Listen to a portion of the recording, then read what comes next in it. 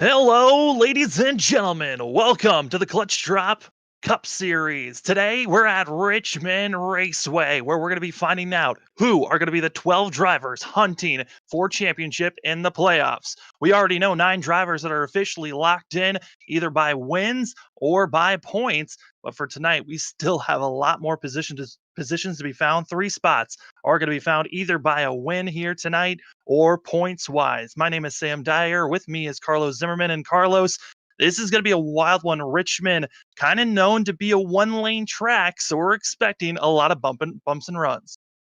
Oh, it's going to be a lot of bumps and runs tonight. That inside line, much like just about every short track, it is the way around the racetrack. So expecting a lot of beating and banging, if you will. And then, the stage breaks, they're going to be right on that edge of the fuel window, which we'll get to in a minute. And then, like you said, 9 drivers, they know their fate tonight. They will be racing in this playoffs for the Clutch Drop Cup Series. A few others still on the outside looking in, though, trying to maybe squeak their way in. We'll document that as the race goes on. And I'm going to try and look through here on these standings. Like we said, Mike Tellier, Shane Terry, and Brandon King, Tom Bourne, Robert Kenny, Bronson Stafford, and Justin Munsell. They're locked in with their points wins. And then locked in by points is Dylan Stipe and Philip Scott. Tristan Maher kind of close, but could still mathematically fall out. We'll continue to document as the race goes on. Yeah, and really the 4 drivers we're looking at that can still are training 4 drivers, 3 spots are to be found points wise. Still going to be shuffled up if someone wins today's race outside of our top 12, but the 3 drivers that are inside the top 12 already, that's going to be David Durand as well as Tristan Maher and Nathan Hall. Those are the 3 drivers that are already in. The only driver that can point his way into the top 12 would be Travis Daly, but Travis Daly, he's really got himself a mountain to climb right now. Going to be 24 points outside of the top 12. Luckily, they're stage points. Like you said, they're stage 1, stage 2, where there are 10. If you win those stages, 10 points to be earned.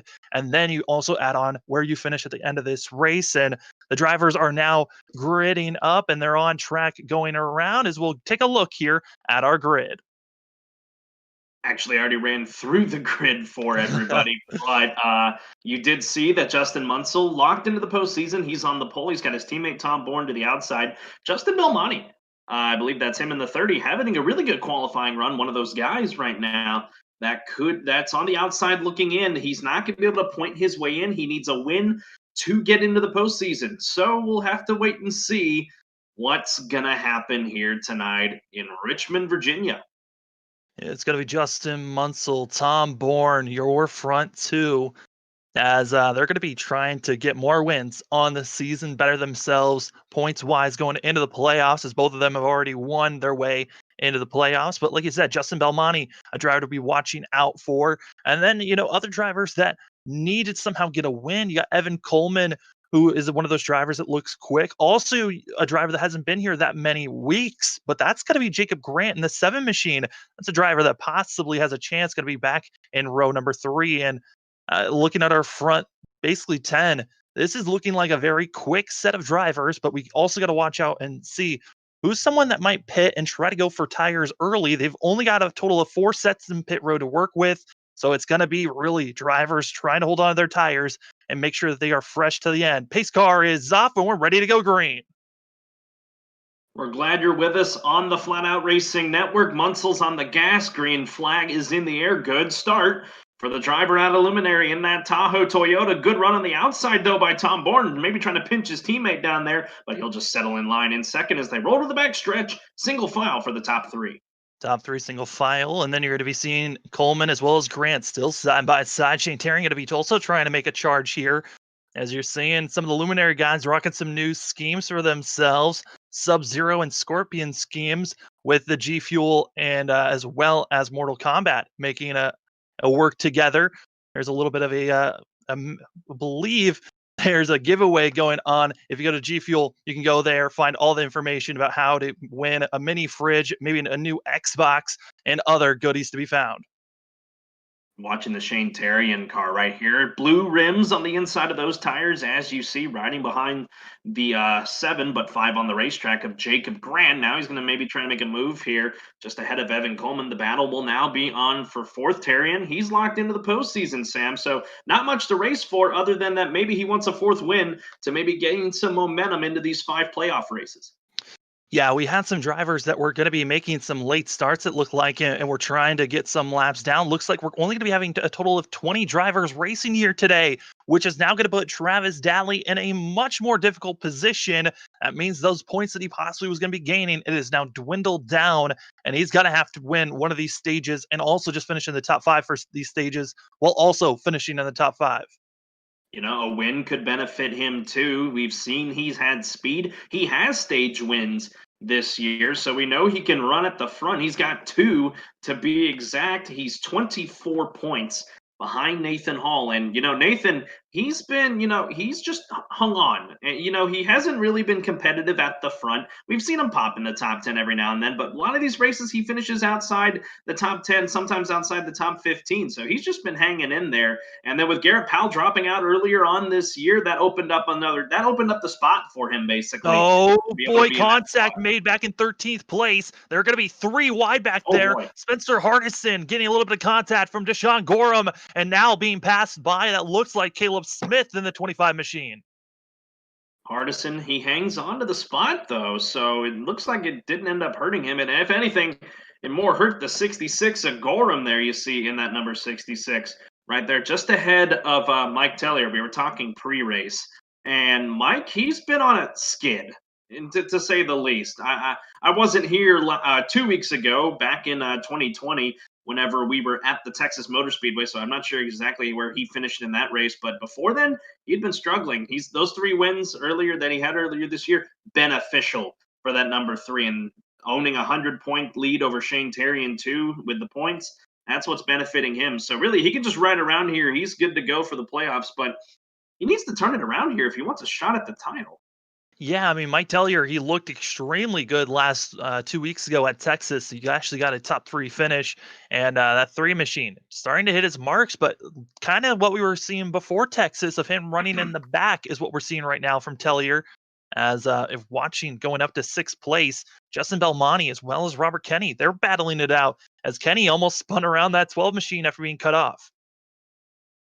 Moving toward that spot there, the number 30, Justin Belmonte, just ahead of Robert Kenny. Robert Kenny picking up a win a couple weeks ago to get him into the postseason. Good stuff out of that number 34. We've been watching him throughout since he's joined. We knew he was going to get one eventually, but it ended up panning out for him to get into the postseason, to join his teammates like Munsell and Tom Bourne and Shane Terrian and Bronson Stafford. Lest we forget him, he's in this playoff run too. So, man, the luminary guys, I know they got the talent, and they do. And it's just I'm at a loss of words just because they have been so dominant since coming onto the scene way back at Dover. Also, if you move up to 1st place, Justin Munsell pulled out to over a half a second lead. It has now dwindled to less than 0.2 seconds as Tom Bourne has ran down the 98 of Justin Munsell. As Munsell's trying to get back into that rhythm, looked like it might have gotten loose. That is a sensation these drivers have talked about, as getting loose off the corner has been notoriously known at Richmond. Drivers been doing well. We're coming to 14 laps being ran so far, and so far staying green right now. And we do need to talk about the stages. Stage 1 will come at the end of lap 70 for these drivers, as it's a 240 lap race. It's a long one here, and these drivers, I think fatigue might be the biggest thing once we get to over 200 laps. Yeah, and when we got word from some drivers on how the fuel was going to work out, they said 68 to 72 laps for fuel. That puts you right on the cusp of being able to make it on the stage. You may make it. You have a 50-50 shot. You may make it to the end of the stage and then have to pit under the stage brake caution, or you're going to have to come down and pit prior to the stage caution. And you touched on it, Sam, there during the pre-race, saying that some drivers may make that move to pit early, and the other gateway to having to avoid having to stretch it out to the end of the stage is hope for a caution to come out between now and lap number 70. So, and everyone's pretty spread out right now, so it's not looking like we're going to get a yellow anytime soon. Yeah, our closest action right now is the battle for the lead as well, back for the battle for sixth place, where you've got Justin Belmonte and Robert Kenny. They've been duking it out back and forth. And then also Spencer Hardison and Deshaun Gorham back in 13th place. We've already seen those drivers making contact. There's possible that we could be seeing more damage being made. But Travis Daly for 11th place, digging it deep below Durand and going to be trying to make the pass here on the 24 machine. Oh, that's close. That was contact made. It's the 24 car. It's going to back it out and losing multiple positions there.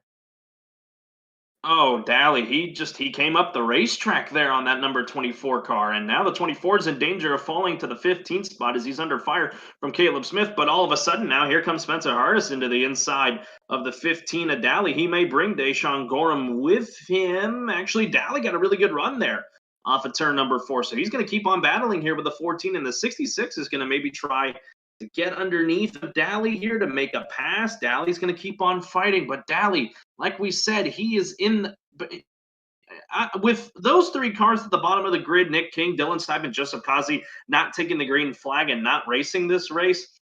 That really put Daly in the must-win position in my personal opinion. He's in a must-win kind of spot right now. He can still point his way in. He would need Nathan Hall to completely wreck out of this race, and Daly needs to get a top 5. That's what needs to happen as they go 3 wide. Yeah, that is it's not a place you really want to go 3 wide. As Smith trying to inch his way in the center, but just being pinched right now. As Daly, he's trying his best to hold strong, but expecting as Daly is able to hold that position. But Deshaun Gorham not able to really get onto the throttle after being stuck on the bottom. And the inside groove is the more preferred lane to be here at Richmond, and we're expecting to see drivers trying to stay there. Oh, Smith, he's going to be high. Able to stay clean for now as everyone's still scattering around him. That really cost Caleb Smith back to the 18th spot in that 25 Old Spice Ford. Oh, that really killed his momentum there. Made contact with the 66 of Gorham. And that's relegated him back 5 spots as the battle will be just in front of him between Derek Schilling and already locked in Philip Scott. So, man, nearly scary moment. I know I said we weren't going to see a caution anytime soon. Really had 2 incidents back to back. Yeah, and some drivers have been feeling comfortable running up front, making their charge forward. I think some of our biggest movers is really making a pass right now is going to be the 24 trying to make the pass here on Gorham. And Gorham into the wall, outside wall, scrubbing off, and that's going to be hurting that 66 machine and still being forced up close to the wall by Tellier. But some of our biggest movers up front, I got to say, Bronson Stafford as well as Shane Tarian, they've been up 4 positions. Tarian able to move up now to 2nd after getting by Tom Bourne. But drivers that was making a great move, that was Deshaun Gorham in the 66. He was our biggest mover. He was up to about 11th place, and now he's just been dropping back to 17th after being pushed up to the high side and that damage. You were riding on board there with that 83 of Shane Tarian. Just completed the pass on Tom Bourne a little bit ago. Now he's opened up a 1.2 second lead over Tom Bourne. Like we've been saying, and we're going to say it throughout the night. All these guys, they're all locked in. So why are they racing hard? Like I told you, momentum for the playoffs. The playoffs is not going to be a walk in the park, easy trek. You have some tough tracks you got to run at. Kentucky is next week. 2 weeks from now is Atlanta. Then you go to the big behemoth at Talladega in 3 weeks. 4 weeks is Chicagoland. And then about a month and some change for the season finale, you're under the lights at Charlotte. So it's not going to be an easy path. So any bit of edge you can have on your competition, that is vital going into these playoffs. And that's why you see guys like Munsell and Tarian running as hard as they are right now and running as well in qualifying to get themselves into this position, as lap 28 is currently on the board. Yeah, and I think the biggest thing right now for Shane Tarian, the fact that he was able to make the pass on Tom Bourne, is the fact that I think Tom Bourne, his tires might have been down. Got to take a look at this car and see if there's any damage. Possibly could have hit the wall. I think more so it's the fact that the tires are slowly going away for these drivers. They've been out there for almost 30 laps. And if you haven't been taking care of your tires, you're going to be hurting a lot here. As Shane Tarian now within 3/10, right on the bumper of Justin Munsell. Battle's going to be on for the lead here out of turn number 4, side by side. Munsell leads the lap by half a car length. I don't think he's going to lead the next one, though, as here goes his teammate at Luminary, 83 of Shane Tarian. to the point. Now, just ahead of Munsell in the 98, Tom Bourne looks on. He was able to gain a little time, but not a lot. He sits 1.2 seconds behind these two leaders. Meanwhile, further back, some changing of positions happening. Matt Dyer, Brandon King, they're trading the spots here inside the top 10 with Hardison, who just caught up to these guys. Yeah, Hardison has finally gotten into a rhythm after that contact that he had with Gorham back on lap 15. He's been able to really make a great rebound, and now has caught up to Dyer. Dyer's been able to get by King, and King has already been locked into the playoffs, so it's okay that we're seeing that 89 machine dropping back as here comes the 14, and Hardison able to make the pass cleanly on his teammate of Dyer there for the CEM Motorsports guys, and looking at the fact of where the drivers are right now, due to the fact that we've been green for so long, our leaders, they have to be aware that lap traffic is looming. Right now, our leaders, there's a 6 seconds difference between our leader, Shane Tarian, and the car that's in last place, Nathan Hall. Trying to continue to document that battle between Nathan Hall. It's actually now going to be Caleb Smith that's in the last place right now. As it's 4 spots between Daly and Hall, so that's not what he wants to have happen. As watching Caleb Smith here, he's tail end right now, and trying to look at our track map here. Spinner! It's Travis Daly on the back straightaway. Daly absolutely was not happy about this one. Looks like he might have been spun here. But yeah, he was completely ran over by Schilling, and due to the fact that he spun out, hit the wall, and stayed straight, no caution. But this is hurting our contender that was trying to point his way into the playoffs. Travis Daly, now in last place and about to be put a lap down. That is not what he wanted. Obviously, not happy with the driver of the number 69, Derek Schilling, who's just ahead of Daly now in the running order. Oh my goodness, that is. I don't know. I don't know what to say really, because that might be. I know we got a long way to go, and we're not even 200 laps to go yet. That might be enough to take Daly out of contention for the playoff spot. Nathan Hall's feeling pretty good right now, being ahead of that 15. Yeah, I don't feel good about Daly's chances anymore, especially because of the extent of front left damage that is on this 15 machine. Here comes our leader, Shane Tarian, trying to get by, but Daly's going to fight tooth and nail to make sure that he stays in front of our leaders and tries to stay on the lead lap, or at least is the first car 1 lap down, but he has to drift up, give the position. Yeah, he's letting them go. Smart move out of the 15. For now, he's the only guy a lap down. So caution comes out right now. He's the lucky dog. But like we've been saying, everyone's fairly spread out. I'm looking on here. The closest battle we have is just ahead of the leaders here, Nathan Hall and I believe that's Deshaun Gorham. Yeah, that's the closest battle we have on the racetrack. So no one really in a spot right now to bring out a caution. And Daly, with knowing that he's the only car 1 lap down for the moment, he's into the pits, Sam. Yeah, and it's a must needed to come into the pits right now. And, it's not a bad call. Come into the pits, get fresh tires, get that repairs done. And with the fresher tires, might be able to run about a second faster than what the leaders are running. There's a chance that Daly could try to gain some of this time back, gain some positions once everyone else comes into the pits later on if we stay green until the end of this stage. Remember, the end of this stage is at the end of lap 70, and we are getting closer and closer. We're past the halfway marker of stage 1. We're almost there, and it's going to come in a blink of an eye. Looking through some of the drivers, though, there's a lot of drivers that have some damage that they are trying to deal with. And Philip Scott, a driver with heavy damage, Deshaun Gorham, after having contact with Caleb Smith. Smith has his damage from that contact with the 66 as well. These drivers in the back, they're hurting just because they are damaging each other more than hitting the wall, except for Travis Daly, who we did see smacking that inside wall after the contact that he had with Derek Schilling. Shane Tarian's about to run into a wall of cars here. He's got the 69 and the 66, but he's actually going to try and get both of them here into this corner as Daly returns to the racetrack here just ahead of him. 3 laps down, could go 4 laps down with Shane Tarian bearing down on him. Daly does have fresher tires now, though, with having come into the pits, so he might be able to pull away from the 83 and stay 3 laps down. We'll have to wait and see. As Schilling and Gorham and Caleb Smith have fallen a lap down already to the leaders here on lap 43. We're just under 200 laps to go as the 83 is now running up on the 12th place in points driver Nathan Hall.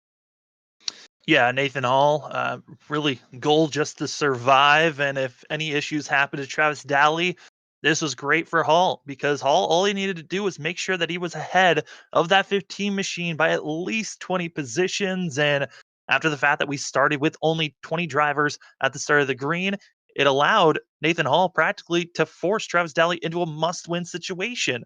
And now that it's not looking good for the 15 car, really now at this point, it's someone that's outside of our top 12. They have to win if they want to get in.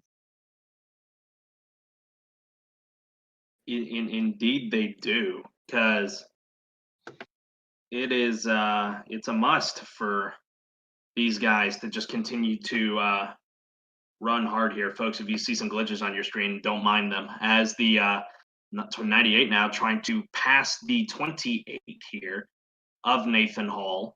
And indeed, he will clear him as Hall's running in 16th right now. Looking through here, Philip Scott, he is up in that 15th spot right now. As like we said, folks, if you see glitches on your screen, don't worry. And just ahead of him is the 23 of Christopher Spivey, one of the newer guys that's joined the group here in the Clutch Drop Cup Series, as he's running in 14th right now, trying to hang on. As right now, I mean, looking at the drivers, this is helping Shantarian. Looks like cars are getting out of the way cleanly for this 83 machine. It was Munsell and Bourne that were having the most difficult, it looked like, trying to get through all that traffic as they lost about a half a second to our leader. But Bourne, after his little bit of a waiting time, he's now caught up to Justin Munsell, and looks like our top three. Really, there's no competition about who's the fastest from them. Then you drop back to fourth place. You got Jacob Grant, who's kind of waiting and seeing his options because he is 4.2 seconds back from our leader, almost 3 seconds back from third place. And he's now just caught up to this end of the line of lap traffic machines. And this is going to be difficult for the seven. But looking through the field, some of the closest battles going on. The eighth place, Robert Kenny about to be ran down by Spencer Hardison, and we talked about Hardison about, I would say, 15 laps ago. That 14 machine past Matt Dyer. Now it looks like he's poised to be passing this 34 machine. As you see Spencer Hardison running in ninth, Shane Terrian well in control at the front of this field, ending an 0.8 of a second lead over Justin Munsell. We're going to take a quick break, folks. Don't go away. We will be right back. Lap 51 on the board right now as Shane Terrian continues to lead. We'll be back in just a moment.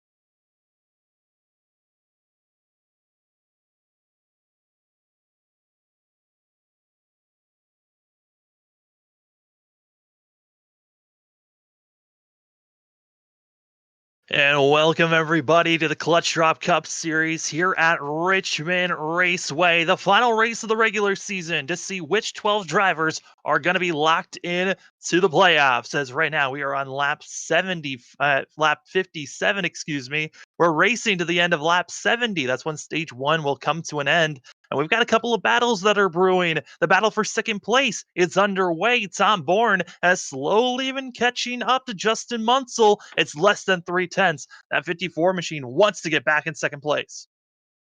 You see him there on your screen there, the 98 trying to get away from his teammate in the 54 of Tom Bourne. If you're just joining us, folks, Sam Dyer over there on his end of the country. I'm Carlos Zimmerman as Justin Munsell's trying to navigate some lap traffic. There's Christopher Spivey, just mentioned him before we went to a break. As they're going to try and get around him. Tom Bourne still hanging in there though, as they're excuse me, also going to be catching up here to the 89 of Brandon King. And wow, Spivey really slammed the door there on the 54, trying to slow him down, Sam. Yeah, might have been just trying to avoid getting out of the way. Do want to say this. First car into pit road, that's going to be Spencer Hardison in the 14 machine. Came in on position number 9 and now going to be in the pits, going to go multiple laps down and hoping this race goes to the end. I mean, till the end of stage 1. So then really Spencer Hardison has a chance to gain time and maybe positions with this move. He's exiting the pits right now, Sam. 10 laps to go in the stage, 180 to go in the races. He's going to merge back onto the racetrack here just ahead of our playoff grid leader, Mike Tellier, there in the number 3. Moves Hardison to 19th, the last car, 1 lap down. The only car, like Sam said, that has come down and pit outside of the 15 to Travis Daly. That was due to damage due to a non-caution incident about 30 or so laps ago. Hardison pitting here, scheduled stop for that number 14 out of CEM. Yeah, I would say that right now, if you're thinking about if you're not good to make it to the end, you got to come in probably in the next 4 laps or so, and then you're probably going to be running out. I think for a strategy call, if you're trying to go for a move, if you're within the top 10, if you're Jacob Grant or Evan Coleman, you could come in the pits, try to take tires if you're trying to get stage points, but I think both of those drivers aren't really thinking that. They're thinking, save my tires until the end, just in case we find ourselves with a lot of cautions coming out. Matt Dyer going to be coming into the pits, as well as our leaders, Shane Terrian and Tom Bourne. Shane Terrian in that number 83 G Fuel Toyota, those sweepstakes on the line. Again, folks, you can go over to G Fuel to check out that and get more information on what these guys are doing tonight. Here comes the 54 in right behind him. Bronson Stafford, the third man, also in here in that number 61 machine. Just ahead of him, like you said, Matt Dyer, he came in as well, and he just topped it off with fuel, Sam. Stop and go there for the number 2 of Matt Dyer. Yeah, and that's looking like what everyone is doing. Grant now coming in, as well as Coleman coming in this lap. So a lot of drivers coming in, just taking fuel, getting back out there as quick as possible. And some drivers are going with a bigger strategy than others. Tom Bourne went with only a can of fuel, while Shane Terrian looks like he went with possibly 2 cans of fuel to make it himself battle. But they are now side by side. Tom Bourne is ahead of Shane Terrian, but Terrian fighting back. They're going to be side by side here, for the 8th and 9th spot. They're all 1 lap down. 5 cars on the lead lap. Justin Munsell, Justin Belmonte, Robert Kenny, David Duran, and Mike Tellier are the only ones on the lead lap. And yeah, you can tell they both went off sequence with their pitting, because Tom Bourne is here. They're going to maybe try and split the 89 here, but the 54 had lost room on that 89 coming onto the back straightaway, and he's going to have to surrender, having to try and get around the 83 the hard way, as they'll settle it out single file as we're nearing the end of this stage. But like I was trying to say, Shane Terrian had a 6.6 second stop. Tom Bourne was 4.8. That was the difference. And I don't think it's even mattering now, because Shane Terrian's just now ahead of Tom Bourne. Yeah, looking at drivers that are coming into the pits, there might have been an issue for Bronson Stafford. He's in the pits once again. And also the almost contact between Shane Terrian and Justin Munsell, as it looks like Munsell might be going into fuel saving mode, as he's really backed his pace down, might be trying to stretch it to the end, which is going to put a lot of these drivers in precarious situations, because if they're already a lap down and a caution comes out, most likely they're going to have to use a wave around instead of coming into the pits. Yeah, but for those that didn't pit, guys like Philip Scott, Derek Schilling, Nathan Hall, guy talking about it and trying to point his way in with the points. Deshaun Gorham, they did not pit. Those are the guys that are a lap down right now. So they got to think that can't get in. Munsel's into the wall. That is terrible to see for the 98 machine. And he just completely looked like a lapse of judgment. Just could not turn, and it went straight into the wall. Might have been a mechanical error, just based on the way that his car just went straight instead of turning at all. It's not going to matter because there's the caution for the stage. Justin Munsell, he wins stage number 1. Robert Kenny second. Justin Belmonte third. That's big for Belmonte getting some stage points. He's not going to be able to point his way in, but it's giving him some momentum in this race. David Duran fourth. Mike Tellier fifth. And then the rest of your top 10 in the stage, Shane Terrian, Tom Bourne, Christopher Spivey up into the 8th spot, one of the newcomers. He's going to get a couple stage points. And then Philip Scott and Derek Schilling, the first two cars one lap down, they are going to get the rest of the stage points. Yeah, Philip Scott going to be getting the lucky dog here for that 8 machine. Massive compared to everyone else who most likely, like Derek Schilling and Nathan Hall, they're going to have to pit. And they're going to, it looks like Nathan Hall might have ran out of fuel actually here. That 28 machine is limping his way to his pit stall.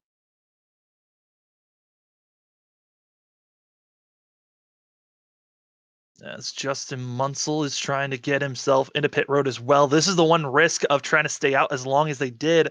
The chance of running out of fuel. But the drivers able to come into the pits. And also Tom Bourne and Shane Terrian, they were able to get their lap back even coming into the pits. As these drivers are getting set and ready to go once again.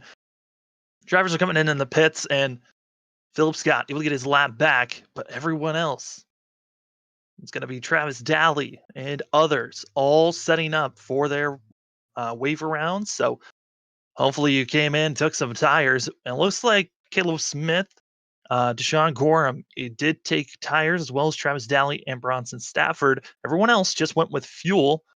Robert Kenny going to be the first out of pit road as Munsell trying to It's going see to be what an extended happened. stay for Munsell because of that hit to the wall. Yeah, damage ensued for the 98 machine who won stage 1. And this is something that I brought up back at Texas and also the week prior to that. If you've been winning a stage, it seems like bad luck strikes you. And it looks like it might have hit Munsell early, even after crossing the line and damage to the 98 machine. Robert Kenny, Justin Belmonte, your front two here getting ready for stage number 2. It's going to look like we're going to have 11 cars here on the lead lap, Sam, as it looks like Evan Coleman, Spencer Hardison, Matt Dyer are all going to take the wave around here and put 11 on the lead lap. Philip Scott, he's come down for another round of service. I don't know if that's to serve possibly a That's his speeding service. That's his penalty. first service right here for Philip Scott after having Okay. his lucky dog. But for a lot of these drivers, I think coming in a second time isn't a bad call because then you can pack it full of fuel and get back out there and make sure that you've got enough fuel to make it to the end. Stage 2, a little bit shorter than stage 1, and you can make it to the end if you pack it full of fuel with 1 to go. As Robert Kenny as we're not quite to the 1 to go yet. The wave around cars have yet to make their runs around. Robert Kenny, like we said, he has locked himself into the playoffs with a win. I believe that's coming back at Pocono, if I'm not mistaken, where he got that victory just a few weeks ago back on December 6th, as he is in the lead right now. And then, like we said, Justin Belmonte, he's in a must-win situation, 14th in points. David Duran's in third. He's in the spot right now in 11th. He would get in with where he's at right now and can point in. But, I guess, in his mind, maybe a win wouldn't hurt so bad. Because, if I believe if he wins, I don't think it pushes anyone out. You can correct me if I'm wrong. If Justin Belmonte wins, it will be pushing out Nathan Hall out of the points. That's right. So if Belmonte wins, it pushes Nathan Hall out. So that's the worst case scenario right now for the 28. The pace car lights are out, and I think Belmonte's trying to figure out where he's going to line up here, or is it Terrian that's trying to figure that out? I think people are just trying to figure out how to warm their tires up while also getting in line. Also, want to say Robert Kenny won back at Bristol. It was Tom Bourne that won That's at right. Pocono. That's As right. drivers are getting set and ready to go, I think the driver to watch out for has to be that 83 machine. He looks extremely quick as Robert Kenny back out front and pulling away. This Oh driver boy. was very, as they were back in second place, they are side by side. Durand, also Belmonte making a block and also a wall as Tom Bourne and Shane Terry try to get Caution. through. Yellow in the back. Caleb Smith, also others being involved in this thing. Looks like Coleman involved and possibly Deshaun Gorham. Evan Coleman there in that Skittles 51. Big bit of a buckle on the hood there of the 51. You see him come around here. Yeah, he's got a good front end damage. I don't know how bad it is going to be for him internally, but the old saying goes, Sam, cautions breed cautions.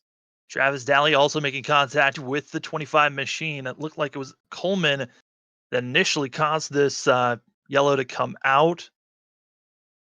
Caleb Smith and then Coleman trying to evade.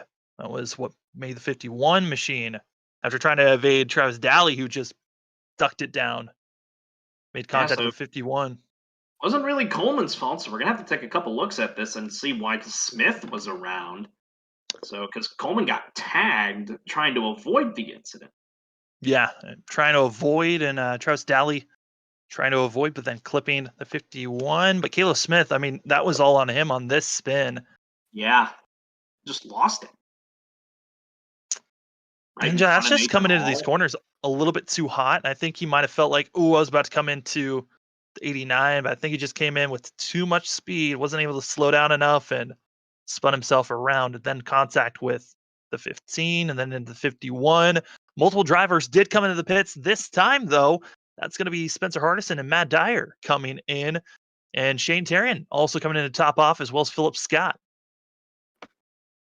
Lap 80 goes on the board. We're about a third of the way through this thing. Robert Kenny decided to stay out. Terry, and yeah, surprise.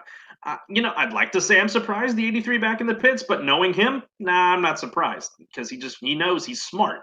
He knows to get the thing full of fuel to ensure that he's good to go to the end of stage number 2, which is 60 laps from now. And also, you know that you're with how small of the lead lap cars there are, you can make pit stops now. Make sure you're good to make it on fuel just in case you didn't get enough. So, not a bad call by these drivers becoming into the pits. I will say Matt Dyer, as well as I believe Coleman, did go with 4 tires on the stop, as Shane Terrian just went with fuel. Yeah, really interesting moves out of those guys. It's really strategy when you think about it, just to play the strategy card and see if it's going to benefit you in the long run. As still some cars coming through into the pits, lap traffic making their way in. Nathan Hall and Travis Daly, they're up head to head with each other, and really for Daly, he's going to need a miracle this was week 17 of the NFL, and we saw a lot of big plays today. If you follow football, a couple Hail Marys here and there. That's what Daly needs right now, is a Hail Mary to try and get into the postseason.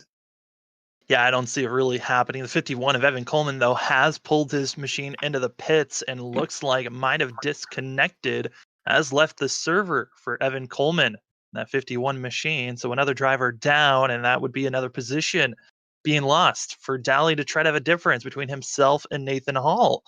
So drivers are trying to get set up. Just got reports this restart will be a single file restart, and I think that's just to try to help the fact that we don't want to have cautions breed cautions, because that is something that is notoriously known for short tracks. But right now, drivers getting lined up and ready to go this time by.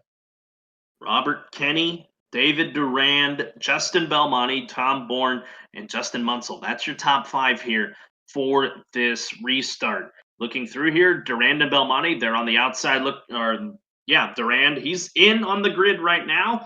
A win could solidify it, push Nathan Hall out of that. Belmonte needs a win to get in that number 12 machine. Green flag back in the air. Lap 83 goes on the board. Robert Kenny is checking out already as the battle's on for 4th. Yeah, that's Justin Munsell, even with the heavy damaged right side, digging it deep, almost contact with Tom Bourne, as those drivers trying to make as many big moves as possible. Shane Terrian also making a big move go moving up from back around ninth place up to seventh already in that 83 machine, trying to make as many big moves as possible. But up front, it's Robert Kenny trying to just pull away from Durand and Belmonte as Belmonte is about to get a full deck lid full of that 54 machine. 54 is going to make a move here into 3. Belmonte trying to slam the door. You can make that move once, Justin. I don't think you can make it twice. Oh, man, really close quarter racing there between that 12 Pop Chevy and that 54 G Fuel Toyota. So continue to watch these guys run well. David Duran, he's hanging on in their second. Put a blanket over second through fifth right now. Yeah, they are not giving a single inch to anybody. And this is what Richmond gives us. It's single file racing. And if you slip up, someone's going to take that position in sixth place. That's going to be Mike Tellier losing that position to Shane Tarian. And it looks like that 3 slowed up a little bit too much as Hardison almost came in and swooped that position as well. I'll give it a minute for Spencer Hardison because Hardison has shown he has got speed here tonight. He's been running well this season. Of course, he's another driver that's win and get in situation because of him coming in late in the going, and he's got, like I've said, he's got speed in this, so he could be up there. Caution out. Speedway. That's gonna be Matt Dyer in the 2 machine. And looking to see that was him just looping it. He lost it himself on the entry of 1. Looks like I might have got onto the brakes a little bit too hard as the back end just snaps on him before he even really enters the corner. Well, I guess the single file restarts didn't matter. I know it's a single car spin. He didn't get any help. If anything, if you think about it, he just helped himself around. Watching on the replay, wow. Oh, and a hard lick to both the inside pit wall and then the outside wall just on the entrance of turn number 1. So there's going to be some internal damage on that number 2 rep Ford. Yeah, it is not looking good for himself. Also, another rep machine, that's going to be the 66 of Deshaun Gorham, has been in pit road 3 laps before that caution came out. Still trying to get repairs done as that 2 machine has gotten into the pits. And early cautions here, Carlos, in stage 2, we saw extremely long session. It went all green for stage 1, complete opposite here for stage 2, and this is helping those drivers that are up front. I mean, I think this is really helping Robert Kenny, who is staying up front, not really utilizing the tires, able to save fuel, as well as Duran and Bourne. Those drivers looking extremely strong up front. I think David Duran, he's got to be careful here. If this is going to be I don't know if this is going to be a single file. We're waiting for a response from race control. I believe this might be 2x2 restart here for these drivers. And if it is a 2x2 restart, depending on which line Kenny decides to go with, which I'm going to assume is going to be the inside, he's going to have a teammate right behind him in Tom Bourne in that 54. Belmonte is going to be the outside trying to push Duran. And Duran's been enjoying second for a bit. He may lose it on this restart. And looking at the drivers and getting ready and set here, it's the 2 Scorpion machines running first and second, as the Sub-Zero guys, Shane Tarian and Bronson Stafford, have kind of fallen off. So, if anything, if you want to go to G Fuel and try their contest out and select who you think is going to win between Sub-Zero or Scorpion, G Fuel has their competition there. You've got the opportunity to win lots of different prizes. If it was me right now, Carlos, I'd be putting my money out on the Scorpions winning out for that competition, just based on what we're seeing from Kenny and Bourne. Yeah, I would agree to put the same bet, maybe a little extra. I don't know. Because Kenny's keeping it up front. Tom Bourne, he has speed. So, oh man, it's just still too early to tell anything. We're not even to halfway yet. If we had stayed green, we probably would be near halfway right now, but we've had 2 quick cautions here within the first 10 laps of this second stage. So, or excuse me, 15 laps, I should say, in this first stage. So, I don't know. We're just gonna have to keep waiting and watching. I got my eye on that 54. He's got a lot of speed right now, and once he gets himself up front, depending on what Kenny does, he might be able to just drive away for the rest of this stage if we stay green.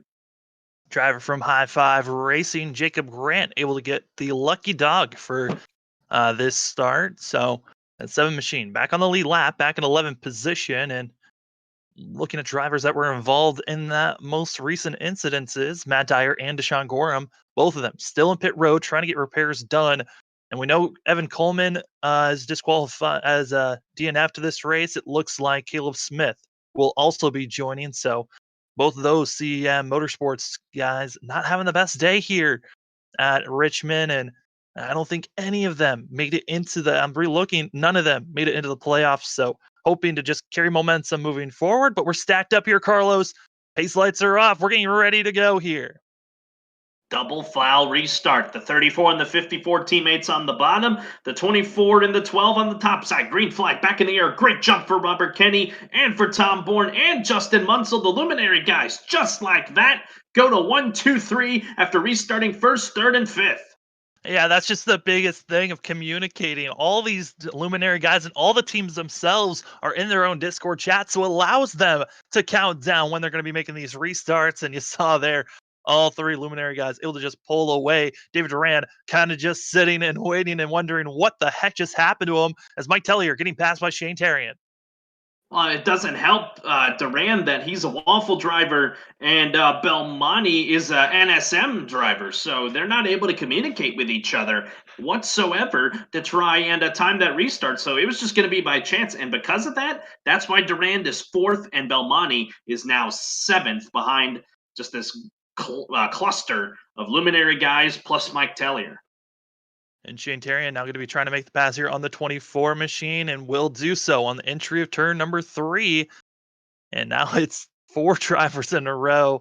And Shane Tarian, the driver that looked like he possibly could have won stage 1, but came into the pits, didn't stretch it out as long. Now it's more of everyone. We've had so many pit cautions that have come out. We're going to the end of lap 120. That's when stage 2 will come to its end. I think everyone is good to make it there.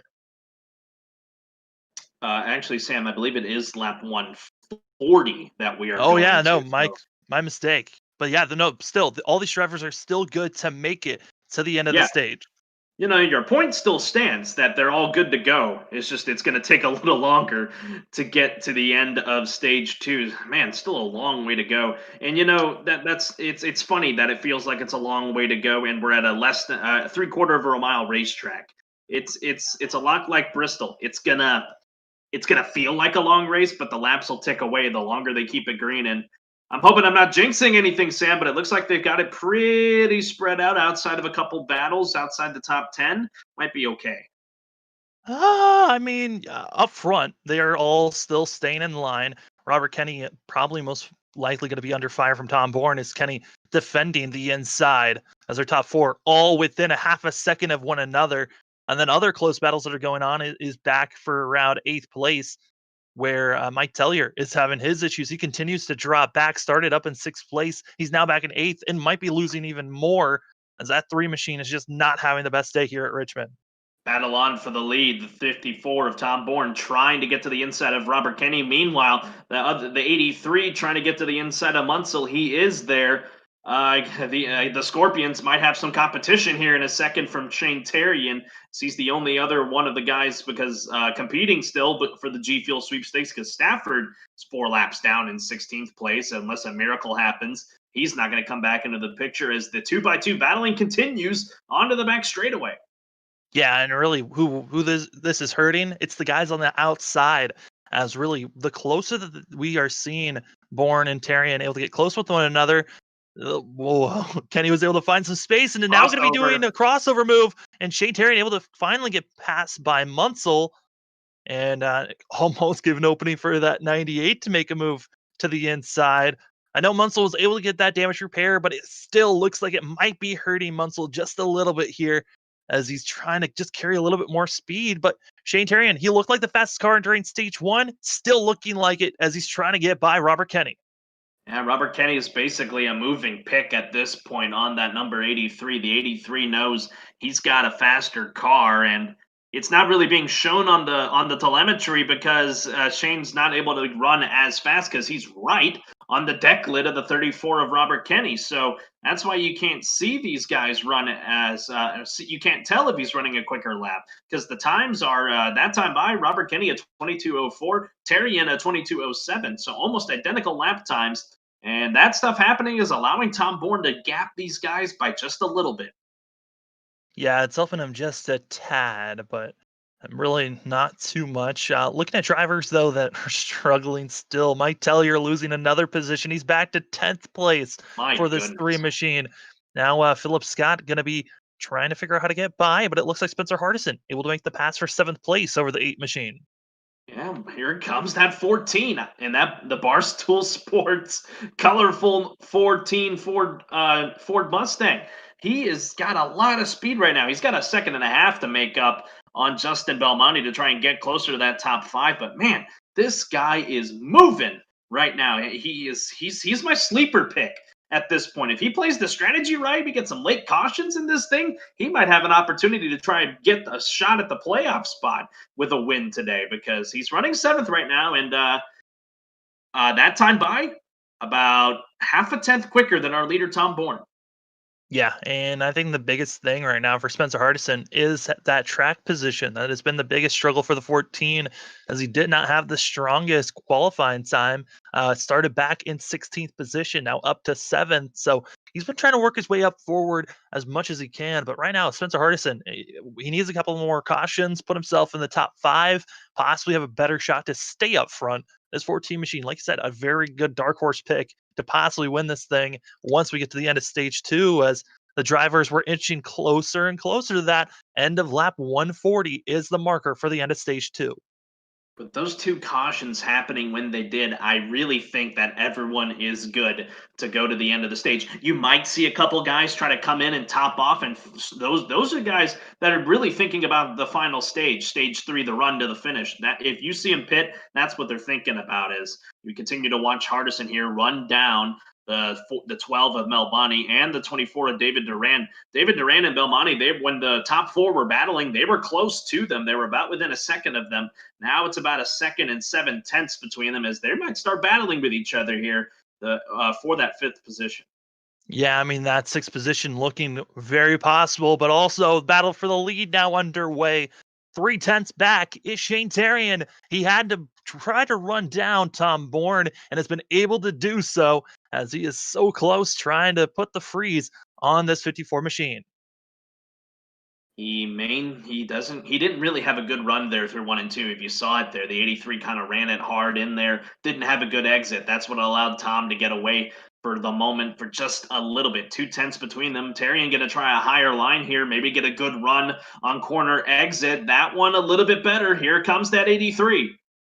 Trying to figure out where to place himself is Shane Well, Terrian and Tom Bourne. He's got to cut lower earlier and earlier to try to shut down the 83 machine. The only issue is if you start cutting the corners a little bit sooner, it's actually going to hurt your apex and might throw you up a little bit higher, giving you an opening for Shane Terrian. And so we're seeing both these drivers trying to go for the same real estate. They got to be careful, though, even with this hard racing that's going on. Tom kind of slipped up a slight bit in that corner. That's going to allow Terrian to get to the bumper on the exit of 4, but it's not enough right now. Tom doing a good job here.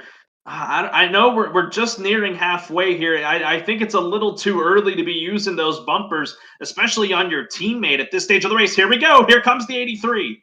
Shane Terrian trying to dig it as hard as he can, forcing Tom Bourne to try to outbreak him. And it worked so far, but Shane Terrian, he's about to be at the quarter panel, and he will, entering corner number 1. He's going to get him here in 1 and 2. I'm telling you right now, Tom way high through 1 and 2, side by side onto the back straightaway as his teammates behind them look on, put that number 83 to the point. Not quite. Tom's still trying to fight. He's going to try and pinch the 83 here at the line. Terrian doesn't lead the lap. It's Tom by half a car length. Yeah, and here's the thing. These guys might be teammates. They're battling between the different schemes. You got the Sub-Zero scheme for Shane Terrian, the Scorpion scheme for Tom Bourne, and they're battling back and forth, and they're going to continue this. Watch him pinch. Watch him pinch him. Try to pinch him here. He's going to try, but Shane's close enough, and he's got the run. But here comes the crossover move by the 54. I don't think he had the speed there. I think he got way too close to the wall. That's what put the 54 behind him now. I think the move I would have liked to see Tom do was about 2 laps earlier when Shane first was about to make that move to the inside and trying to make the pass. let off a little bit sooner, get on the gas earlier, and try to make that crossover move the best that you could, either on the back stretch or the front stretch, but just waited too long, was battling too strong on the outside, and lost that momentum. That's going to move the 83 to the point, move the 54 back to the second position. Robert Kenny, Justin Munsell, they're trying to run them down, but I think they used about all their tires there. So through that run when they were all up there clustered together. So keep those guys 1, 2, 3, and 4. So now things have quieted down with our leaders. I'm running back here to Spencer Hardison. He has been dealing with the 61 of Bronson Stafford, the lap car machine, the other the other luminary guy in that G Fuel sweepstakes, 4 laps down in 16th. That's what's really hindered the 14 right now from trying to catch the 12 and the 24. And because of that, that's allowed Jacob Grant there in the number 7 to creep into the battle. Yeah, Grant's looking really good. Updates on positions. Munsell was able to get by the 34 of Robert Kenny, and still side by side for 5th place is Durand under fire, and it looks like Belmonte finally, after almost 30 laps, able to finally make the pass on the 24. Remember, on the restart, they started 2nd and 4th, nose to tail with Durand in front, Belmonte in the back. So really, yeah, it did take just about 30 laps for that 12 to clear the 24 as behind them. Hardison still struggling to get around that number 61. And, I think the 61 is going to make it a hard time for him. I wonder if Stafford knows that the speed that 54 has, and maybe he's trying to hinder him, make him use his stuff so he doesn't go up and run down his teammates who are 1, 2, 3, and 4 right now. And as soon as I say it, Yeah, I think that time around, though, I think Bronson he was trying to pinch Hardison for so long, but just not able to anymore. And he's going to continue to try to do it here through 3 and 4, trying to stall out the 7 as, oh boy! That's Bronson Stafford getting out of shape, as well as Hardison ducking it early, which is now going to be giving room to Grant getting close. But wow, that was close from taking out both those drivers. I thought Stafford was going to wreck the 7 there, and then I think Hardison may have nicked the wall off of on the front stretch there, heading into 1. I can't really explain how else he got loose. Maybe he just did get loose. It's a good thing he hung on to that machine, because otherwise, one of the fastest cars in the dark horse to win this race may have been out of contention. Yeah, Hardison, that way that he got loose looked extremely similar to the way that Matt Dyer got himself self-spun. So you just get a little bit too heavy on the brakes, and it can really cause that back end to snap on you. Luckily, Hardison able to save it, but it still has Jacob Grant in that 7 machine hounding and ready to pounce and get this position. Shane Terrian in control right now. Tom Bourne half a second behind him. The Luminary guys 1, 2, 3, and 4. As the stage comes to a close, we're going to pause for 60 seconds. You're watching the Clutch Drop Cup Series on the Flatout Racing Network.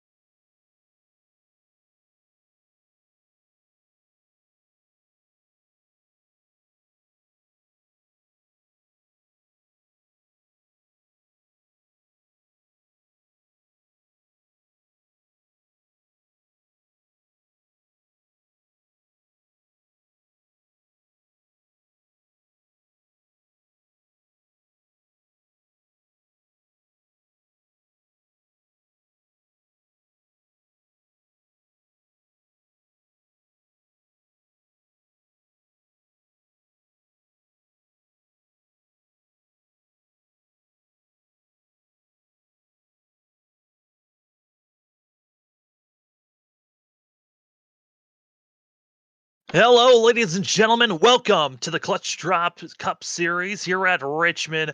International Raceway. And right now, looking at Shane Terrian doing a fabulous job of that 83 machine, leading here with 10 laps to go in stage number 2 as our leaders. They've caught up to lap traffic, trying to cut their way through. But during our commercial break, we were watching the action for 6th place. That was David Duran, Spencer Hardison, Jacob Grant as they're battling on. And a driver, we thought maybe Spencer Hardison was one of the fastest cars going on, but it looks like those tires might have faded away as he is struggling to get by any other machines.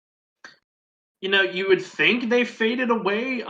He's still running quicker laps than our leader, Shane Terrian. He used that time by. He was 7/100ths quicker than Terrian. This time by, I think that was due to the fact that Terrian was dealing with lap traffic. I think that's why he was slower.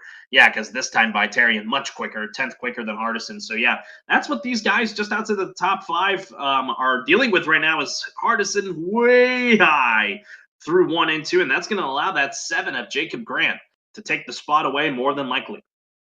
Yeah, and Jacob Grant just been waiting this whole entire since our last restart to try to get by the 14 machine, and finally side by side, Jacob Grant going to be digging it deep in corner number 1, and looks like he should be getting it either this lap or the next if he can get a good run out, and he will.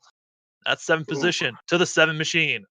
Yeah, the 14 got loose there on the back straightaway, and that's what's going to move the 7 up into 7th now for Jacob Grant. What Spencer needs to do is just back it down for these next 6 laps. You got about a 3-second cushion over Mike Tellier. You're not going to fall any worse than 8th. Don't put yourself in jeopardy of losing more spots on the racetrack. Of course, he's in a win and get in situation, but the points help him too, because if he were to win this race, he would get an advantage with those stage points. So he just needs to chill right now as we got 5 laps to go on the stage. Shane Terrian well in control of this one, about a second and a third ahead of 2nd place Tom Bourne.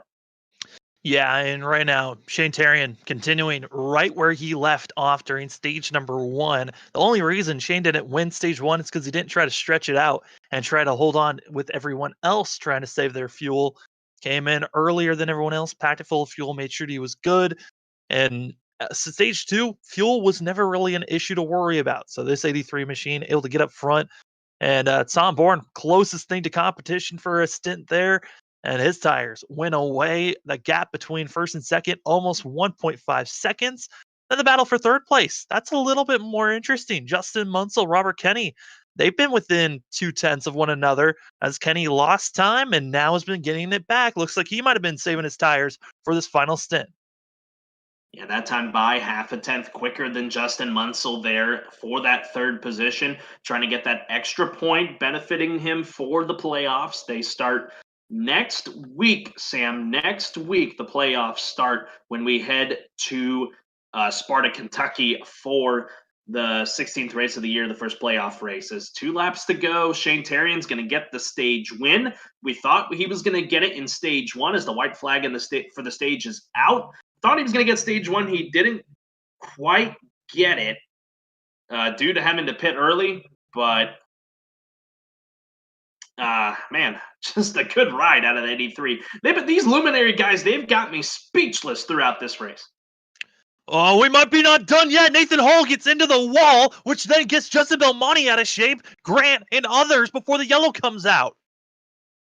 There's the caution for the stage. And, oh my goodness. You might have to take a look at it. Since now we're at the stage caution. Shane Terrian wins the stage. Tom Bourne 2nd. Justin Munsell 3rd.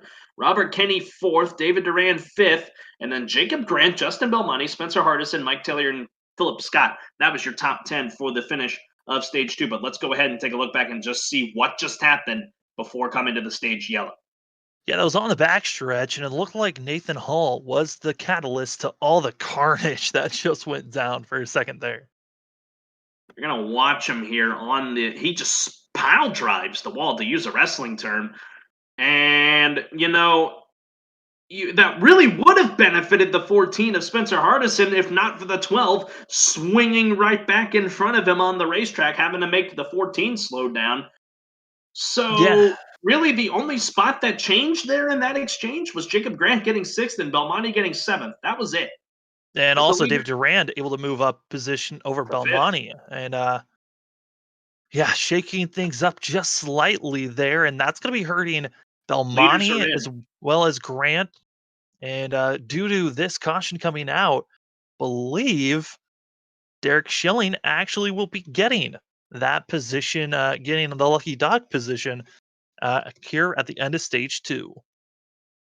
Leaders are in here. Lap 143 on the board. Inside 100 laps to go. Race off a pit lane. Drag race between the 83 and the 54, but it's won by the the 83, excuse me, of Tom Bourne. Robert Kinney third. Justin Munsell fourth. David Duran comes out fifth with Schilling. I believe he didn't pit yet, so he's going to be No, pitting he's for the not. lap. So he'll come down in just a minute. He'll restart 12th with Tellier, Scott, Belmonte, Grant, and Christopher Spivey, actually. I think he's going to restart in the top 10 here. Cars are shuffling around here, so you're going to have to bear with us for a minute. Do want to make a report that Bronson Stafford and Deshaun Gorham have put their cars behind the wall. Their nights are going to come to an end. Matt Dyer is still sitting in the pits. So he's going to likely finish out of the race in 17th. So that's going to leave us 15 cars in the race, 12 on the lead lap, Sam. Yeah, and I do want to give an overview. This is Richmond. This is the final race of the regular season. 12 drivers with the highest points. And if you've got a win, we'll be moving on to the playoffs. And we already knew coming into this race there were going to be 9 drivers automatically locked in. That was Mike Tellier with 3 wins, Shane Terrian with 3 wins, Brandon King with a win, Tom Bourne with a win, Robert Kenny, Bronson Stafford, Justin Munsell, them also with wins. Dylan Stipe as well as Phil Scott pointed their way into the playoffs. And then we were worrying about would Nathan Hall be taken out somehow from Travis Daly. Points wise, Travis Daly needed an incredible run with possibly getting a stage win, multiple top 10 finishes with points in the stage, and then also finish in the top 5 of points at the end of the race. And right now, Travis Daly in 14th place, heavily damaged, 2 laps down. It is not looking possible for that 15 machine to point his way in. But looking at the drivers that are up front, possibly have a chance to win and get in. I mean, you got to look at possibly Jacob Grant and also Spencer Hardison were those favorites. But after that incident with Nathan Hall, it's not looking good for neither of those drivers. Well, the thing for Hardison is he didn't really get any damage from that because he just got slowed up by the Belmonte machine. So this really hurt Belmonte, if anything, and in a sense, it hurts Nathan Hall. He's more than likely going to be able to point his way in with where he's at and running right now. Daly's only a spot ahead of him. Really, for Daly, it's been an uphill run for him since the start of this thing with Nick King, Dylan Stipe, and Joseph Causey not taking the green flag today. So it's going to be really tough for him. It's a win and get in for him. He's 2 laps down, more than likely out of the race. Shane Terrian, Robert Kenny, Justin Munsell, David Duran, and Mike Tellier are going to get us back under the green flag. 94 laps to go here, this final stage and run to the end of this one, the final regular season race of the year. The Luminary guys are 1, 2, 3. Kenny trying to hang on the outside, but it's going to be Shane Terrian leading the pack down the back straightaway at Richmond. Mike Tellier, that 3 machine, he's been waiting and lingering in the back half of the field. He's up to 4th. We'll see what power he has as he's already trying to get by Robert Kenny, almost getting into the 34 machine. That hurt him there. That run there out of 4 really hurt him. That's going to allow the 24 of David Duran to move up into the 4th spot. And Tellier back to 5th. Philip Scott, he's in 6th. He's already locked into the show, so we don't have to worry about him. Christopher Spivey, he's in 7th. They're raking in the back. Tom Bourne, as well as others being in contact, as Schilling going to be spinning it around. But caution's still not out. We stay green. But Tom Bourne was trying to get by everyone there, shoving his way through. He went with a strategy call. Pit with 1 lap to go before we went green again. This damage could be hurting that 54 machine. He's back in 10th now. He's going to get around the 23 of Christopher Spivey here. In that number 23, that'll move the Spivey machine back to the 10th spot. Hardison was the benefactor out of all that. He's up into 8th now. Belmonte up to 7th. And after all that debacle, it looks like everyone's got it back going straight. Yeah, the cars that were majorly influenced in that was Nathan Hall as well as Derek Schilling. as well as Tom Bourne. Tom Bourne would try to go 3 wide with those 2 other drivers and had to force his way through. And really, Schilling did not know how to react with the 54 below him and causing carnage between those 3 drivers. Luckily, Tom Bourne able to continue moving forward. But due to the fact that he came in early compared to everyone else, it's going to allow him to go at least a lap or 2 further and have the freshest tires at the end of this race. They're going to need a yellow before long whenever that comes down to it, because no one is going to be able to make it to the end of this race as Tom Bourne gets around Spencer Hardison for the 8th spot. And just trying to look through here, see if there's any other close battles. Top 5 through back all the way to Tom Bourne. This is the closest stuff you're going to see here, folks. It's Justin Belmonte. He's trying to hang on to 7th right now. He's in a win and get in situation. He needs a lot of help, and he needs that car to move a lot quicker. But with those luminary guys up front, it's gonna be a tall task to have. Yeah, and it's going to be one of those things of you might want to pit early to try to gain some type of advantage. That really the goal always for most of these races when it comes down to, hey, you got a set to work with at the end is, hey, you want to make sure you've got the freshest tires at the end to merely make a charge forward and make a pass. Tom Bourne able to make the pass there on Justin Belmonte, and now going to be aiming his sights on the lap car machine of Brandon King. As up front, Shane Terrian has just pulled away and not looked back. Already a 1.1 second gap between himself and Justin in that 98 machine, as well as Robert Kenny. Mike Tellier gets extremely out of shape in front of some other drivers of Philip Scott. As Mike Tellier, he's got to be careful there. It's a familiar sight you see right there, the 3 and the 8 next to each other. Of course, it's not senior and junior. It's Tellier and Scott right up there with each other. Is the 8 in 6th. He's good to go for the playoffs. He's going to end up pointing his way in, Will Philip Scott. He had really a good cushion going into this. He just needed a good finish to solidify it. And with where he's at right now, and if he can keep it there, he has solidified himself into the playoffs in the 10th spot for the points. He's 6th on the racetrack at the moment. Yeah, Philip Scott really was one of those drivers that was just on the cusp and was able to have enough points to lock himself into the playoffs. Even if he missed today's race, Philip Scott was good to be making it in. So a shocker to see as he's now going to be under fire of Tom Bourne making a charge forward. And looking at some other drivers that might have been having issues, Jacob Grant looks like he might have had a major issues for the 7 machine. I think his engine might have blown. It did on the back stretch. He's gone just like that. That was after contact that he had with Justin Belmonte that probably just did not get repaired quick enough for the 7 machine, and engine blowing on the back stretch, and he is now officially done. One of those drivers that was trying to win to get into the playoffs, not able to do so. It's going to spell the end of his night. He's likely going to fall all the way back to 15th. So a top 15 for Jacob Grant, but, it was a small field to begin with. So really not what he wanted to have tonight. He's going to join Stafford, Dyer, Gorham, Coleman, and Smith in the garage area out of the race in 15th. At the front, though, Shane Terrian putting on a clinic right now. He's got a second lead over Justin Munsell, Robert Kenny, about nearly 2 seconds behind these guys, and then a second back to the 24 of David Durand in that Kelly Blue Book 24. Driver that just pulled in the pits. It looks like this was an unscheduled stop. That's going to be Travis Daly in the 15 machine. It was 3 laps down and just trying to get repairs, fuel, and get back out there.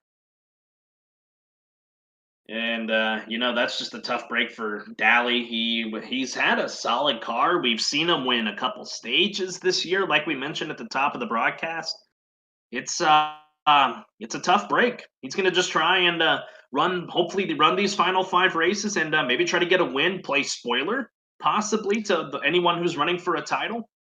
I don't know. Travis Daly, when he won those stages, it was back at Kansas when drivers had to come into the pits early and he took tires while everyone else didn't. So he had that advantage and that gave him those stage wins. And I just don't know if this 15 machine has the speed, needing a lot more help from the engineers to get a setup for this 15 machine. And also just luck. Travis Daly's been caught up in a lot of, been the victim of some of these wrecks and just needing a lot more luck. Just wasn't there this season. And based on where he's running, not going to be able to point his way into the playoffs. And looking at the drivers that is up front with the best chance, that would be Justin Belmonte. who was trying to make a charge to possibly win to get in, as Tom Bourne just used his chrome nose to move the 24 of Whoa! Durand out of the way as they're still scraping off of one another. Oh man, I thought the 54 was gonna loop the 24 around. Didn't do it, thank goodness. Now the 24 is gonna try and bounce back here. I just don't think he has the speed to do it. Tom a little loose though, onto the back straightaway. That's gonna keep the 24 there with Yeah, him. that's just him getting onto the gas a little bit earlier than what he's been doing and trying to get back into a rhythm. And Bourne, looking at the times that he's been running about the second fastest of the cars out there on track at the moment. Issue is, it's the leader that's running faster than him. Shane Tarian now up to a 1.3 gap over Justin Munsell, and Robert Kenny 4 seconds back from our leader, and Tom Bourne right now 5.7 seconds back from our leader of Shane Tarian and needing some help. Bourne, due to the fact that he pitted a little bit later than everyone else, gonna be having when everyone has to come in again, he'll be able to stretch it a little bit further than everyone else. Tarian owns a 1.6-second lead now over Justin Munsell. Just been slowly plugging away. Tarian right now, he is in a really good spot to get his fourth win of the year. It would lead the league in wins. It would push him ahead of that tie with Mike Tellier. So this is big for him when entering into the playoffs. As we got 73 laps to go, Sam. When do you think you're going to see your first of the leaders come down to top the car off and get to the end? Well, we saw drivers running out of fuel around 68 laps into a run. Last time these drivers came in was about 26, 27 laps ago. So most likely in the next about 60 no, I say 50 laps, we'll probably be seeing these drivers coming into the pits. So around probably about maybe about 30 laps to go, we'll be seeing some drivers coming to the pits. What I'm wondering is those guys that are running outside the top five right now, they're in a win to get in situations. Um, it wouldn't shock me if they try to pit earlier. Try to find the right time, maybe 30 laps, 35 laps to go, pit before the leaders do. Because I've noticed that they have really fast cars for the first 20, 25 laps of a run and then they fall off. We're past that now. I'm willing to bet that's what's going on in the minds of like David Durant, Justin Belmonte, Spencer Hardison, and Philip Scott. I think that's what's going on in their heads right now. When can we time it to still have good speed and hopefully carry that all the way to the end? The downfall of that is if your car falls off faster, the 83, the 98, the 34, and even the 54 of Tom Bourne, they're going to eat you up when it comes time. The biggest issue, though, is the how much time is going to be left in this race. If there was about 15 laps left when these drivers have to come into the pits, maybe pit about 10 laps earlier. Try to gain that time back. But most of these drivers that are in must-win situations to find themselves in the playoffs, that's going to be just Justin Belmonte in sixth place. That's the first car of those machines that are in a must-win scenario. And right now, about 8.6 backs 8.8 now seconds back from our leader. That means that he has to pit at least 10 laps sooner than Shane Tarian and try to get that lap times and try to get that lead and cut it down. That's not even getting a lead to try to hold off. So it's not looking good for most of these drivers. They have to be a little bit closer if they want to pit early enough to try to hold a lead. Watching the times here, Tarian's running about 2 tenths quicker than Belmonte. You just see Spencer Hardison make the pass on Mike Tellier. As Tellier, I've noticed something that Tellier is really good for the first 10 laps and then the car falls off in the run. That's been the story tonight for the three. I would say it's good for maybe the first 3 to 4 laps, if Huh. that. This looks like it might be just a qualifying time, like setup for this driver, based on how he's just been not able to hold any positions when the green finally throws. It's just been an issue for Mike Tellier at this moment. Well, it would benefit him if he had a qualifying run for maybe a green white checker. That would really benefit him. But the way things are going right now, that's not even going to happen. And he's nowhere in a position right now to try and even be in contention for the win right now. 10 seconds behind the race leader, Shane Tarian, as you continue to watch these blanket of four cars. They're the ones that are closest to each other because Tom Bourne, oh my goodness, this is like the 10th time I've seen Bourne get really loose off of two. And even though he's getting loose, he's slowly reeling in his teammate and Robert Kenny. Yeah, and really, he's not losing too much time to the leader, Shane Tarian. He's been able to keep it pretty close. So I think Tom at this moment, he knows when he pitted later than everyone else. He pitted when everyone came in the pits initially, then came in about 3 laps later than everyone else, just top off on fuel. So he should have about, I would say, maybe 3 to 4 laps fresher tires if this thing goes green to the end when everyone else has to pit compared to when he has to pit. So he'll be losing a little bit of time, but gaining it on the longer run. The question is how much time would he be gaining as drivers now into the pits? Brandon King, the first of those that are pitting here and trying to gain at least some type of positioning. But right now, 4 laps down is that 20, of that 89 machine.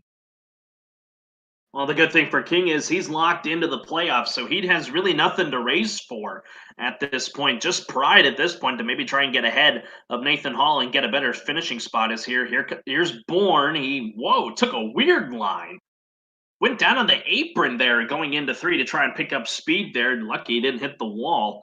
Interesting move there out of the 54. That kind of scared me for a second. I thought he was coming down to pit.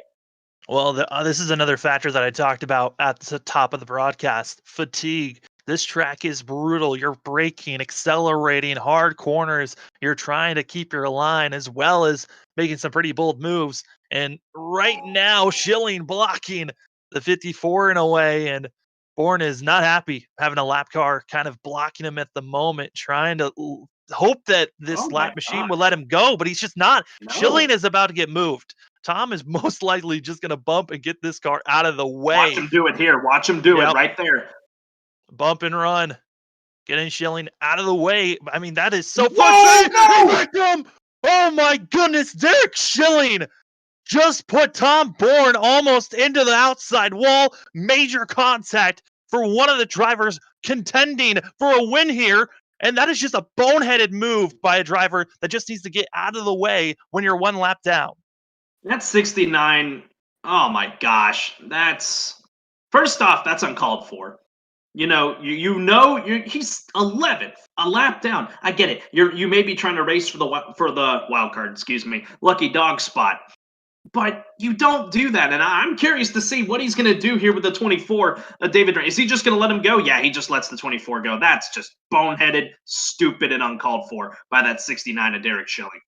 As we drop back to 6th place, Justin Belmonte now under fire by Ooh, what you called our dark horse, Spencer Hardison. He's trying to make a pass here, possibly, and be the leaders of the cars that are now in must-win scenarios, and hoping for a caution to come out, possibly, to give this 14 a chance to maybe run down for a win.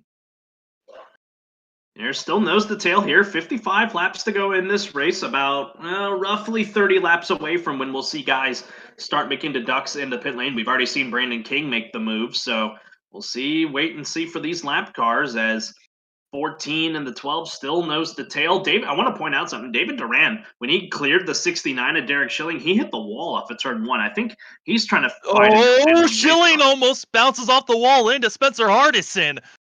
And whew. I mean, if I'm an admin, I would probably park this 69 machine. This is a hazard for a lot of these drivers. Hardison able to get back on the power and try to get by Belmonte, and will do so. I think the 12 just let him go there at that point. The 14 carried a lot more speed into that corner as the 14 now into the 6th spot. Slowly been ticking spots away. Has that number 14. We haven't seen him in the top 5. He's 2 seconds back of David Duran. I'm trying to watch his times. He's much slower than our leader, Shane Terry, and 4/10 slower to be exact. But with the cars that he's contending with right now, he is running where he needs to right now. As the 12 is just, I think something's gone wrong on that 12 now. Here comes Mike to the inside of Belmonte. That's going to move Belmonte likely back to the 8th spot. Yeah, Mike Tellier finally has been able to find life in this machine.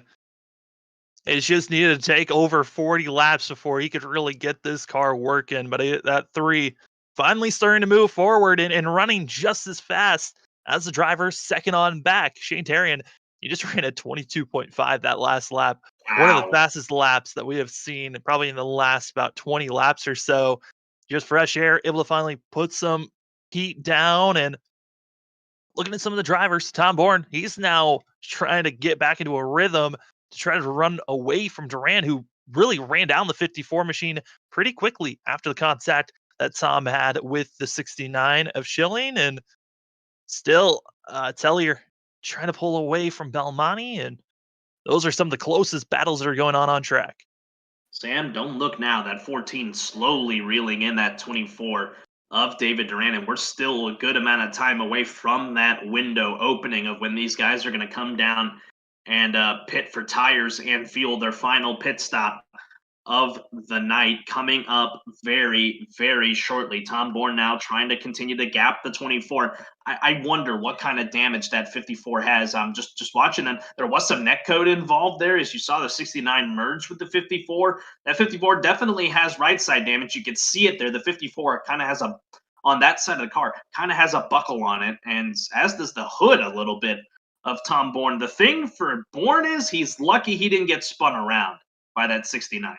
Yeah, I think it went from a possibility look of a win for Tom Bourne to now let's just hope that we can finish in the top four and keep a luminary top four here, because that's so demoralizing of feeling like you had a strategy call. You had to put yourself in danger. Tom was involved with the Nathan Hall and Schilling incident at the start of after stage 2 and when he had to go 3 wide, which caused damage.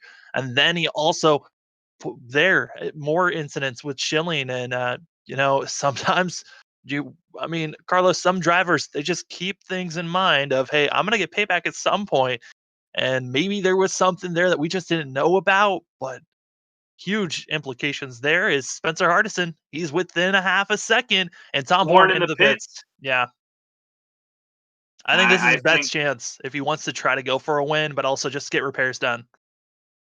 yeah, he's going to need to get repaired to stun on that 54. So smart move by the 54. He's going to fall a lap down. What he needs to avoid is falling 2 laps down. Because if he falls 2 laps down, his chances are going to go up in smoke if he falls 2 laps down. He goes a lap down now to the leader.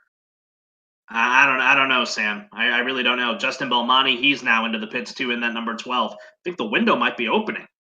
Yeah, the window is for sure open for these drivers to make it to the end. But I think for some of these drivers that are thinking, hey, let's split this thing in half, make sure that we're not pushing this as far as it can go, as Justin Munsell now pulling into the pits. So even our front runners, they are now deciding it is time to be making the call, come to the pits if you want a chance to even try to beat Shane Tarrion, because if you stay on the same strategy as that 83, you're going to lose this race. So the 98 pulling some different strategy from his teammates. We're going to be having our eyes on the race leader, Shane Tarrion. We're going to wait and see when Robert Kenny's going to decide to come in. Tom Bourne, he is 2 laps down to Tarrion. That could easily be made up. And you Yeah, can and see, Tarrion's right in front of him. yeah, you're going to see the difference right here. Here comes Tom right to the back bumper of the 83. He's going to use the little bit of sniff of draft that you can get on the front and the back stretch here at Richmond, and that's going to allow Bourne. Oh my! Oh my gosh! Oh, he got around him. My goodness, that was Travis Daly. As the 83, he's slow on the apron. He's coming to the pits. Here is your leader, Sam, in the pits. Yeah, the call of splitting this thing in half is the call for a lot of these drivers, as well as Robert Kenny. He was slow. He's trying to get himself onto the apron and will do so into the pits for the 43 machine. Duran stays out, so does Hardison, as they're still battling side by side with the lap machine of Nathan Hall. I'm trying to think. These guys, they're likely going to be able to run it all the way to about another maybe 10, 15 laps or so. And Hardison's in now. Hardison's ducking out. So Duran's going to keep it out there. Again, Duran, he is good to go on points. He's just trying to log laps at this point and maybe try to play the strategy card as Hardison is in. Robert Kenny just now leaving pit lane. So he's back out on the racetrack. I'm expecting the 24 should be coming in this time but making no motion. Christopher Spivey is going to be now into the pits for the 23 machine. A great debut race for this 23.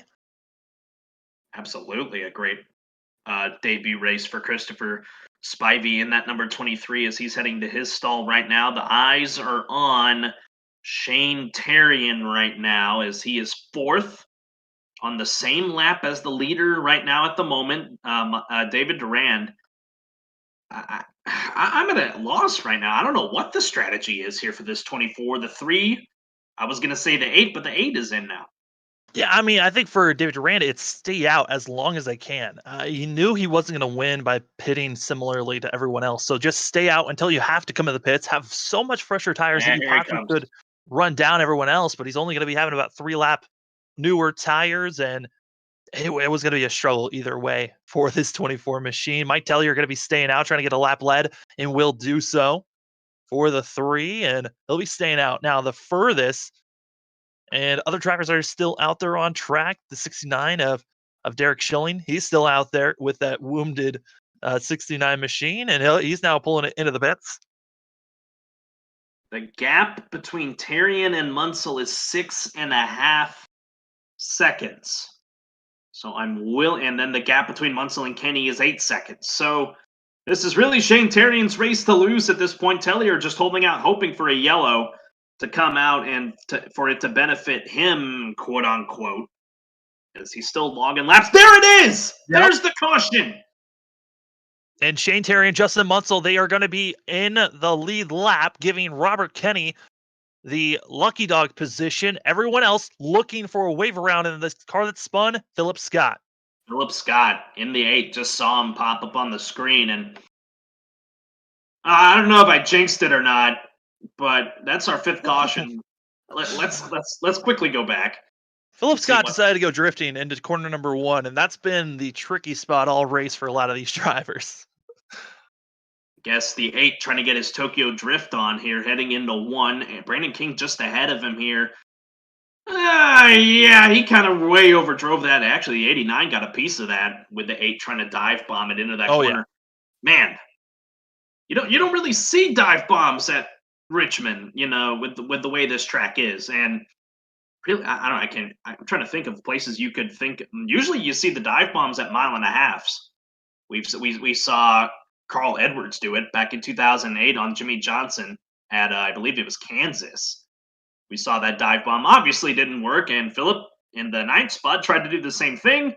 And unlike Carl, he didn't put it into the wall; he just spun it. And that's why we're under our 5th caution. And Mike Tellier, after coming in and staying out, now going to have the freshest tires. We'll see if Shane Terrian or others decide to come in, but I don't know if they have. I believe they still have a set to work with.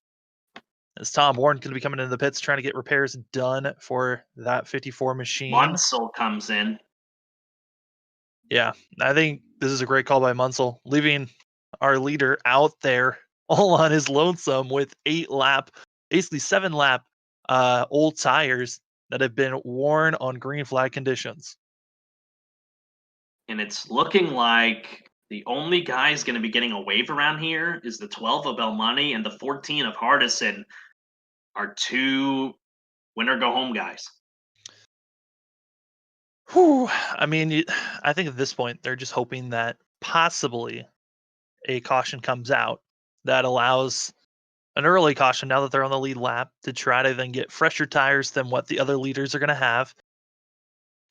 But this is going to be tricky to see as drivers getting ready to go here. We're going to be going green with 30 laps to go. I'm willing to bet, and it looks like they're going to wave it off another lap. I'm willing to bet that if a caution breeds caution situation is going to happen, it's going to happen right here, because everyone's going to be up there with each other. I don't know if this is going to be a double file restart. I believe it should.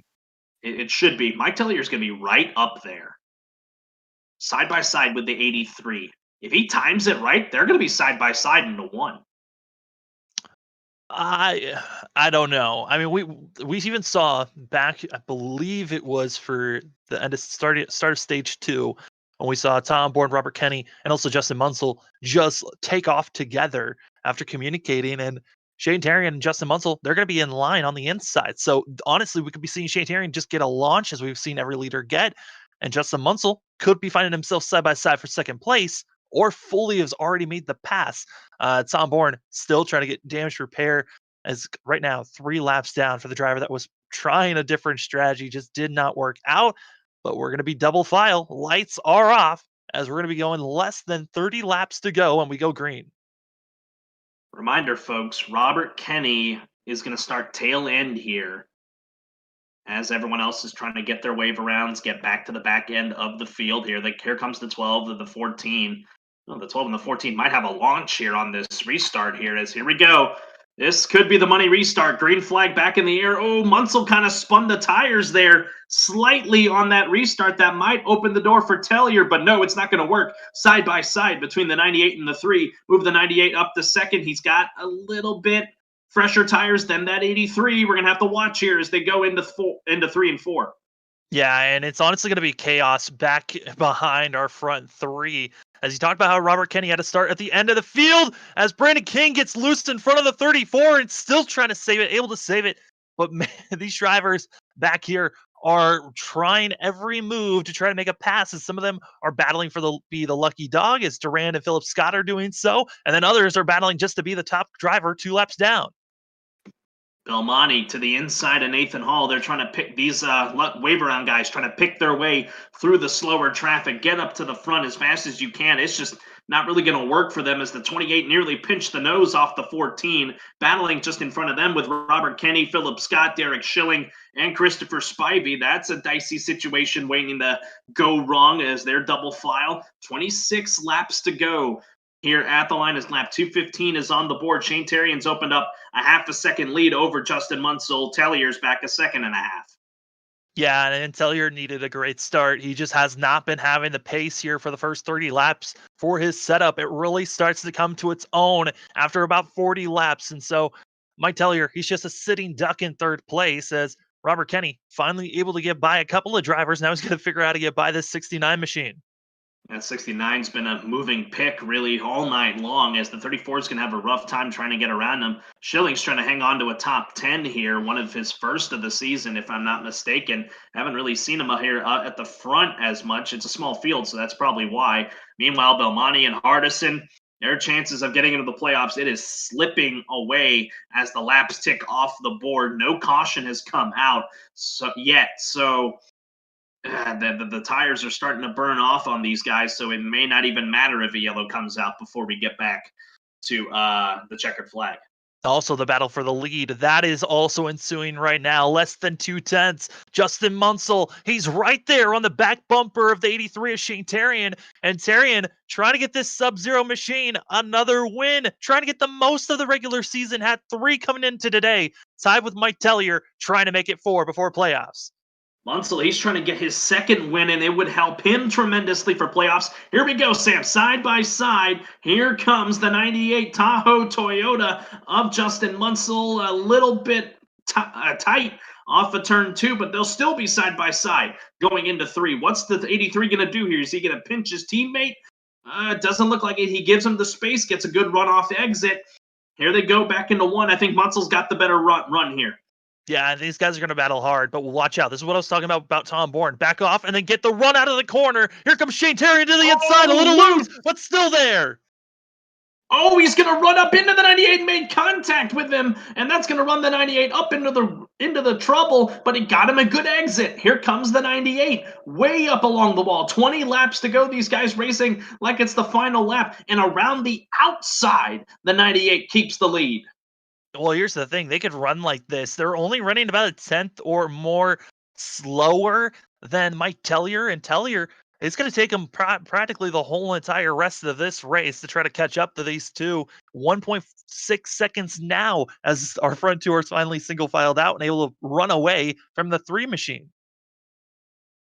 And I think those guys know it, because now they're opening it up now on Mike Tellier. They know it. They are going to try to keep each other in their sights here for a potential 2 laps to go. White flag battle to the finish. We've seen it before this year. We saw it at Pocono, the Luminary guys doing a battle right to the end. That got Tom Bourne the victory. We kind of saw shades of it when we went to Bristol, the Luminary guys battling, and it ended up getting Robert Kenny the victory. So what's it going to be tonight? Is 17 laps to go this time. Yeah, looking at battles, also a battle that's going on is back for 5th place, where you've got yourself Justin Belmonte and Spencer Hardison. I feel like we've been talking about these two battling it out all race long, And it looked like Hardison finally was able to get by the 12 machine, but that last restart, it's given the 12 another chance to try to hold off the 14. And I think for the 12 and the 14, they see the writing on the wall. They know that their shot at a playoff run is likely dashed at this point, barring some sort of wicked mechanical failure on the 98 or the 83.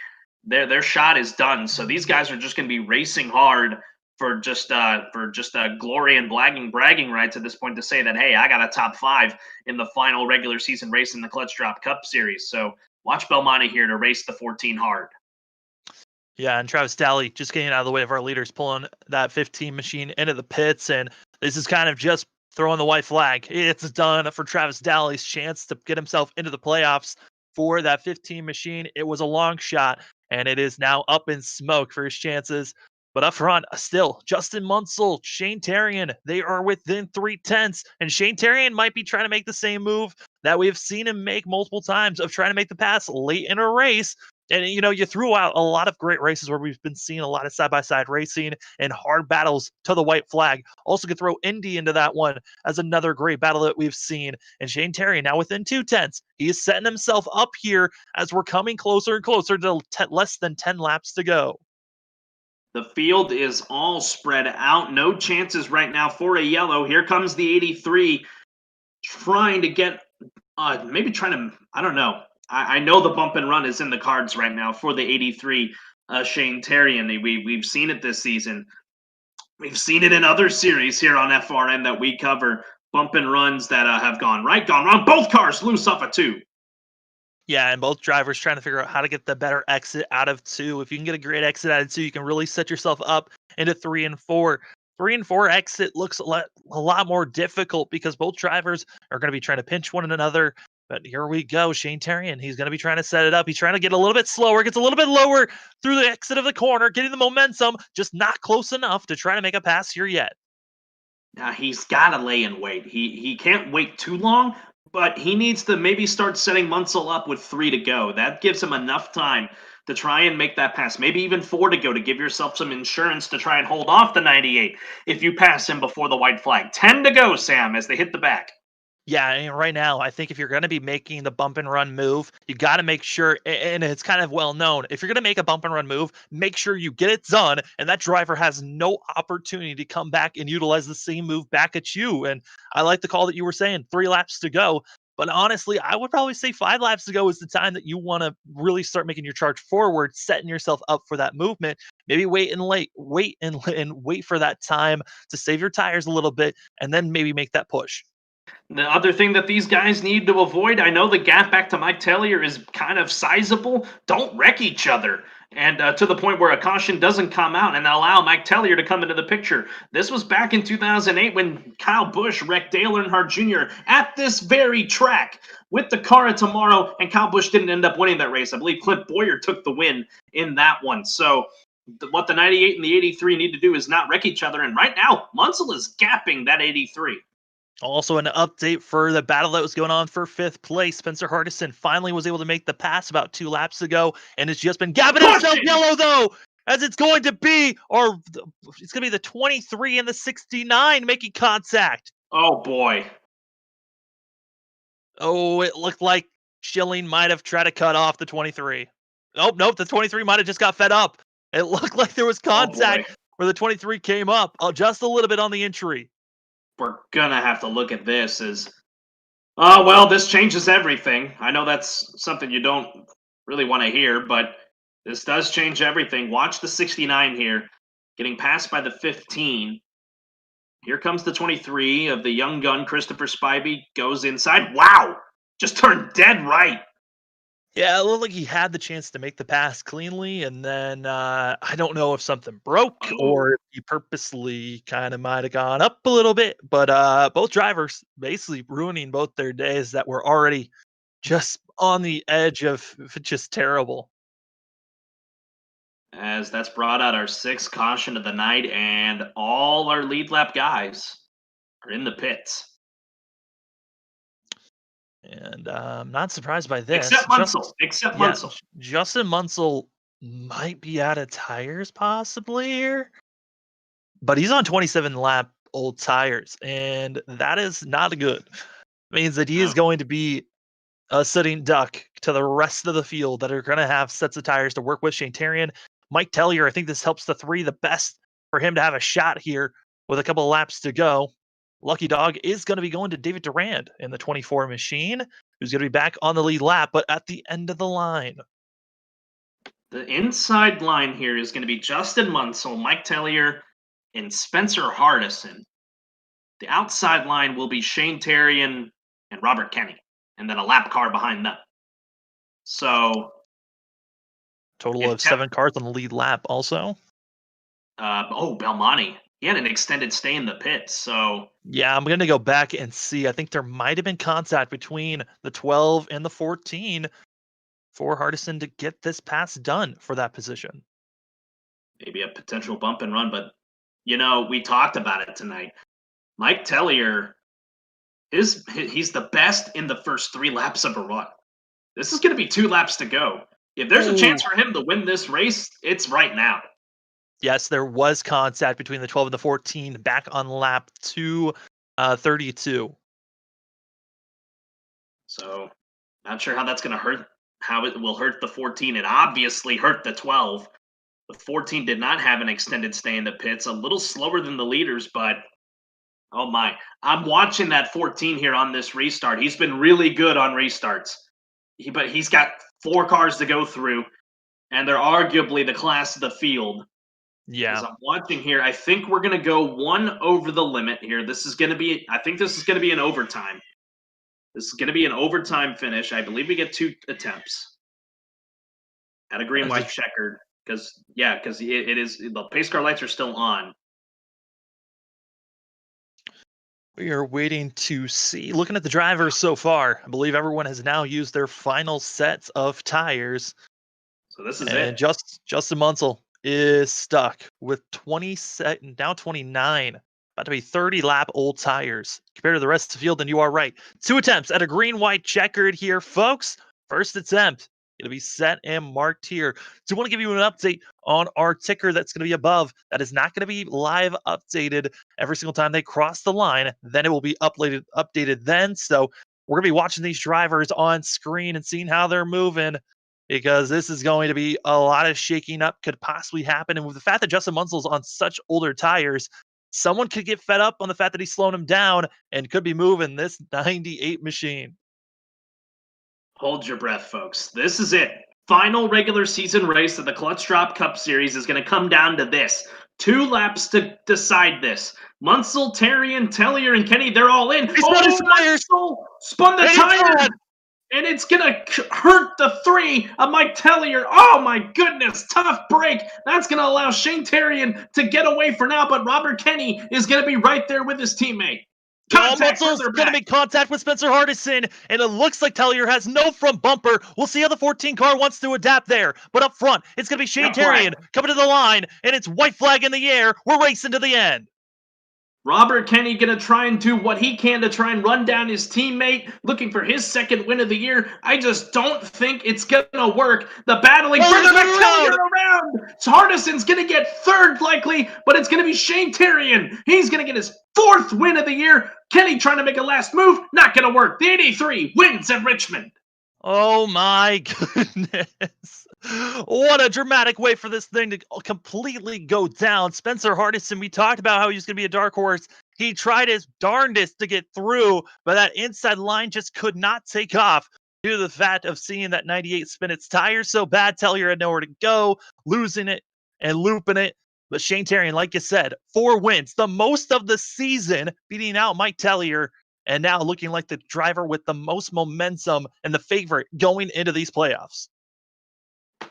What a finish. Just, it was looking like Shane Terrian, he was going to have to try and run down that 98 on the final bits here, as Terrian's going to burn it down for no fans in attendance following COVID regulations, as always. It's the 83 now into the grass, burning it down. Got to be careful there, son, not to tear it up there. You got to get that car in one piece. You may want to bring that car back for another for a future race, just because of the speed that 83 had. It was his race to lose, and it was looking like Munsell was on track to a victory, and at late race caution. Yeah, My late goodness. race That was for the sure. that was the difference. That caution for the 83. Well, as Shane Taryn is burning it down, we're going to bring out the final racing results on how everyone finished this race. I mean, Shane Taryn, top of the class, looked like he could have won stage 1, 2, and the race. Only got stage 2 and won this thing. Robert Kenny going to be in second place. Spencer Hardison able to sneak by, get third. Justin Belmonte able to get through. Munsell able to get fifth. Duran, Tellier, Scott, Schilling, and Spivey going to be able to get your top 10. And then the rest of your finishing results, Brandon King, 11th. He's locked in with the 12th place run. Nathan Hall will get the final spot in the playoffs in 12th place with this 12th place run. Travis Daly, a tough break tonight, 13th for him. He'll be on the outside of the playoff grid. Tom Bourne locked himself in at Pocono, 9 laps down, 14th place tonight. Jacob Grant, and then the cars out of the race. Jacob Grant, Bronson Stafford, Matt Dyer, Deshaun Gorham, Evan Coleman, and Caleb Smith. That was your stuff. Nick King, Dylan Stipe, and Joseph Causey did not take the green flag as we welcome you to the FRN post-race wind down. If you just joined us, you missed a heck of a finish. Shane Taryn picking up the victory, high drama at the end of this race, and it got him his 4th win of the season tonight. And Sam, I've been there for just about all the races, save a couple races so far, and that was arguably one of the most dramatic finishes we have had this season in the Clutch Drop Cup Series. Yeah, it was ultimately just insanity there at the end. Not sure how this race was going to go. And, there was a lot of drama of who was going to be able to make their way into the playoffs. That was the biggest thing for a lot of these drivers. We were keeping our eye out on how Nathan Hall, Travis Daly was going to do, and David Duran. But Tristan Maher, that 17 crew, did not even show up for today's race and still was able to just slightly, I believe, by a total of 8 points, find himself into the playoffs. Wow. And we're going to continue to look, but that's the unofficial results that I have. We're going to keep our eyes out throughout the week to see how the points adapt throughout the week. But Tristan Maher might have just sneaked his way through due to the fact of just how bad of a day Travis Daly had, even though he was trying his best to stay out there 6 laps down in this race. But Shane Taryn, still, I mean, that is probably our favorite driver coming into this week. And we knew Justin Munsell was going to be in such a disadvantage with those older tires. Wheel spinning was going to be a factor, and it totally was on that final restart, hurting a lot of other drivers following that as well.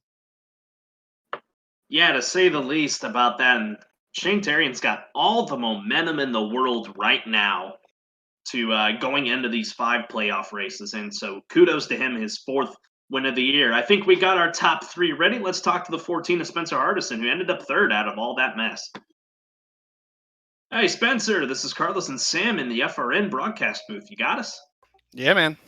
Wow. I really hyped you up throughout the majority of this race because I noticed how quick of a car you had in the long runs. And, I'll just cut to the chase. Walk me through that final restart there with the 98 spinning the tires.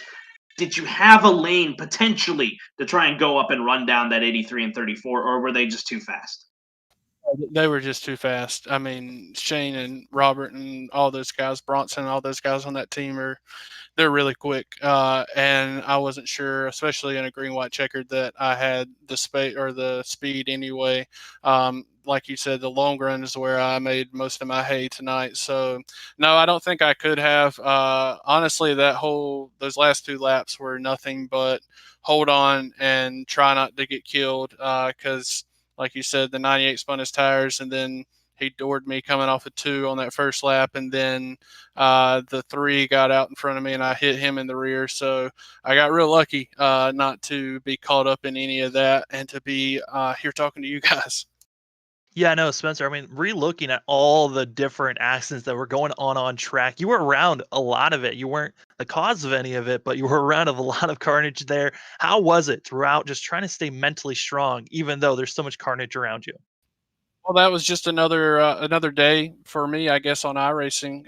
That's mostly what happens. I usually get caught up in it, so I was lucky tonight not to get caught up in it. My teammates weren't as lucky. Unfortunately, they had a few run-ins and stuff like that. But I mean, it was one of those kind of things where I was just like you said, I was lucky not to get caught up in any of it.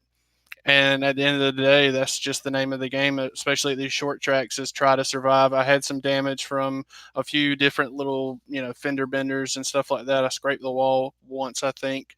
And so it was just a matter of getting a little luck on my side, which, like I said, is not something that usually happens.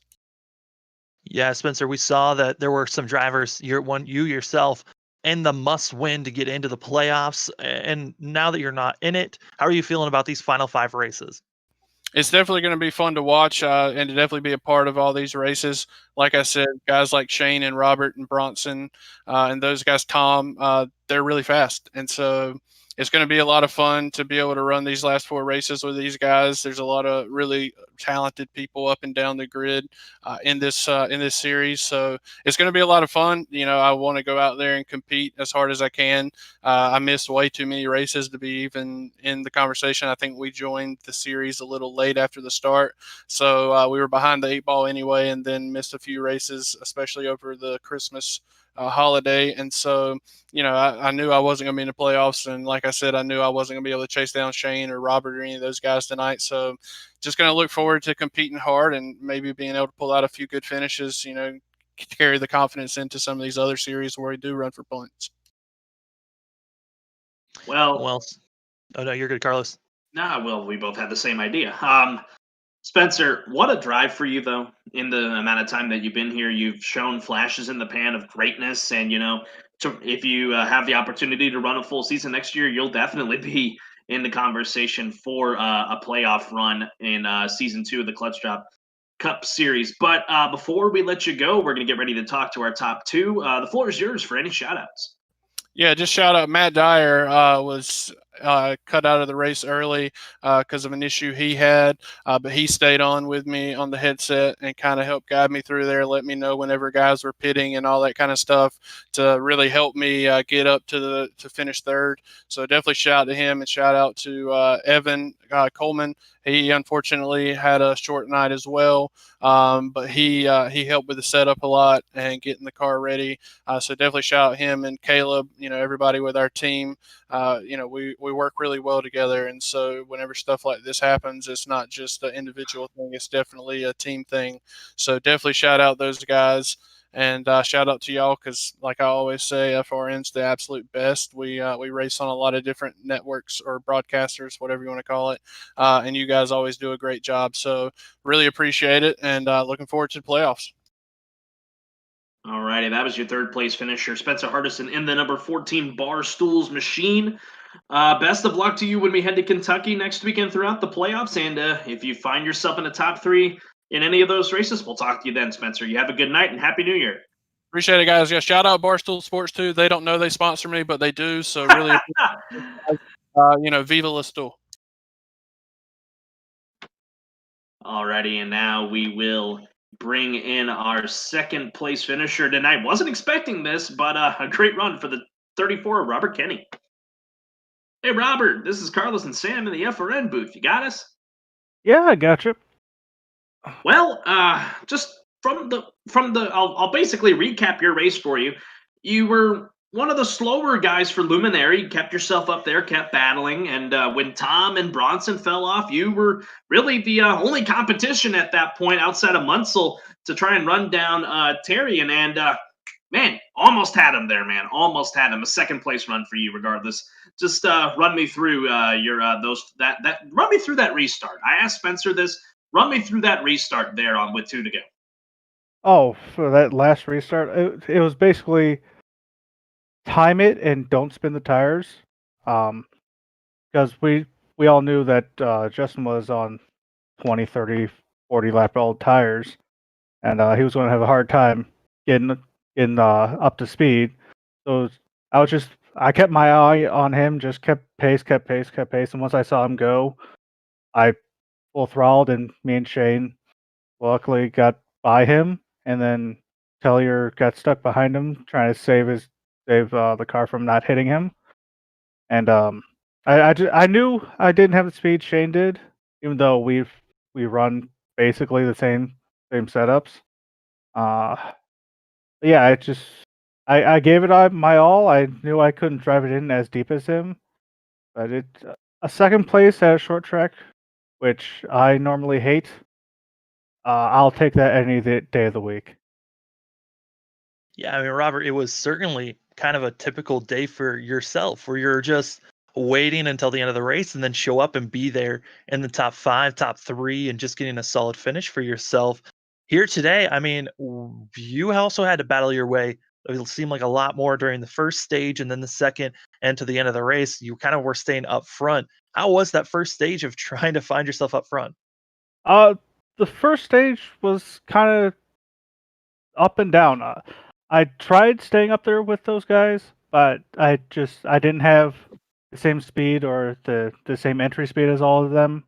So that's when about halfway through the stage, I decided to try to save fuel, even though I knew it was going to be close. Because I knew most of them, if not all of the guys in front of me, would have had to pit for fuel. Uh, and I would have had it too, but Justin just had so much of a lead he could back off and save the extra half lap of fuel that he needed, and then pitting for that caution. He ran out on pit road, and that's how I was able to get the lead to start second stage, and then just kept it for a handful of laps because those cautions kept coming out right after the restarts. Yeah, and this is the last race of the regular season. We're now leaving short tracks and road courses. It's only mile and a halfs in the one Talladega race. How are you feeling about the playoffs overall for yourself? Oh, I'm feeling so much better about not being at a short track or a road course. They even though the setups Bronson makes for us are great, which I have no idea how he's made them good for me at short tracks. Uh, mile and a halves are what I feel at home at, even though most people don't like them because they're like cookie cutter and they take no skill. It's just it takes some skill to save tires more than others and save fuel. So there's still strategy in there. It's what I've always liked. Well, Robert, I'm trying to do the quasi math here. With this run, you're gonna more than likely be fifth on the playoff grid entering this playoff run. One last question? Do you feel the pressure to try and compete with your teammates who have been just slightly better this year, or do you think you have what it takes to try and make you run at this title? With it being mostly mile and a halves, I feel like I have a better chance than I normally would. But I still know they're all faster than me. They'll race me as hard as they'd race anybody else. So the chance is there, but I'm not putting myself there to win the championship. I'd like to be like within striking distance for towards the end, but getting that championship, it's not the end goal, but it'd be really nice to get it. Sam, any final thoughts for Robert? No, I mean, I just got to say, congratulations on a second place run for yourself, Robert. And before we let you go, the floor is yours for any shout outs. Oh, just want to thank you guys for putting on great broadcasts every week. League admins for putting the league on every week. Uh, Luminary teammates Shane, Tom, Bronson. I nearly forgot him. And then our quasi teammate of Justin. Then just all the sponsors on the car: G Fuel, Sim Speed Shop, Evil Controllers. Even though for the next 2 weeks after this one, we're all running G Fuel, either the Scorpion or the Sub Zero, for the Mortal Kombat 11 sweepstakes. For I believe it's an Xbox Series X and a mini fridge plus other prizes that I can't quite remember right now. Ooh. But yeah, that's about it. Alrighty, that was Robert Kenny in the number 34 second place run here tonight at Richmond. Robert, best of luck to you as we head into this playoffs. Going to be very interesting to watch. You have a good rest of your night and a happy new year. You too. And we'll now bring in the man of the hour, fourth win of the year for Shane Tarian in the 83. Howdy, Shane. This is Sam and Carlos in the FRN booth. You got us? I got you. Was trying to find the words to say right now because that was just an insane run to the finish here at the end of this one. First, I want to ask you, had the caution not come out there in those final 10 laps, did you have a shot at Munsell? I don't know. Maybe if I would have taken 2 laps to cool off my rear tires because I was pushing too hard, maybe. But I have no idea. He would have had to make a mistake for me to get to him, but not sure. It would have been close. I would have probably been able to get to him to give him the bumper, but I'm not sure if I could have passed him. Yeah, I mean, a mistake was needed, and a mistake kind of happened to be there with Munsell spinning out on that last restart. Was there any pressure after you saw that Munsell spun his tires and you were pulling away from Kenny? Did you feel like he had a chance to run up and catch me? No, I mean, Justin took tires on that caution before that one, hoping they would stay green because he'd have like 7 lap pressure tires in me.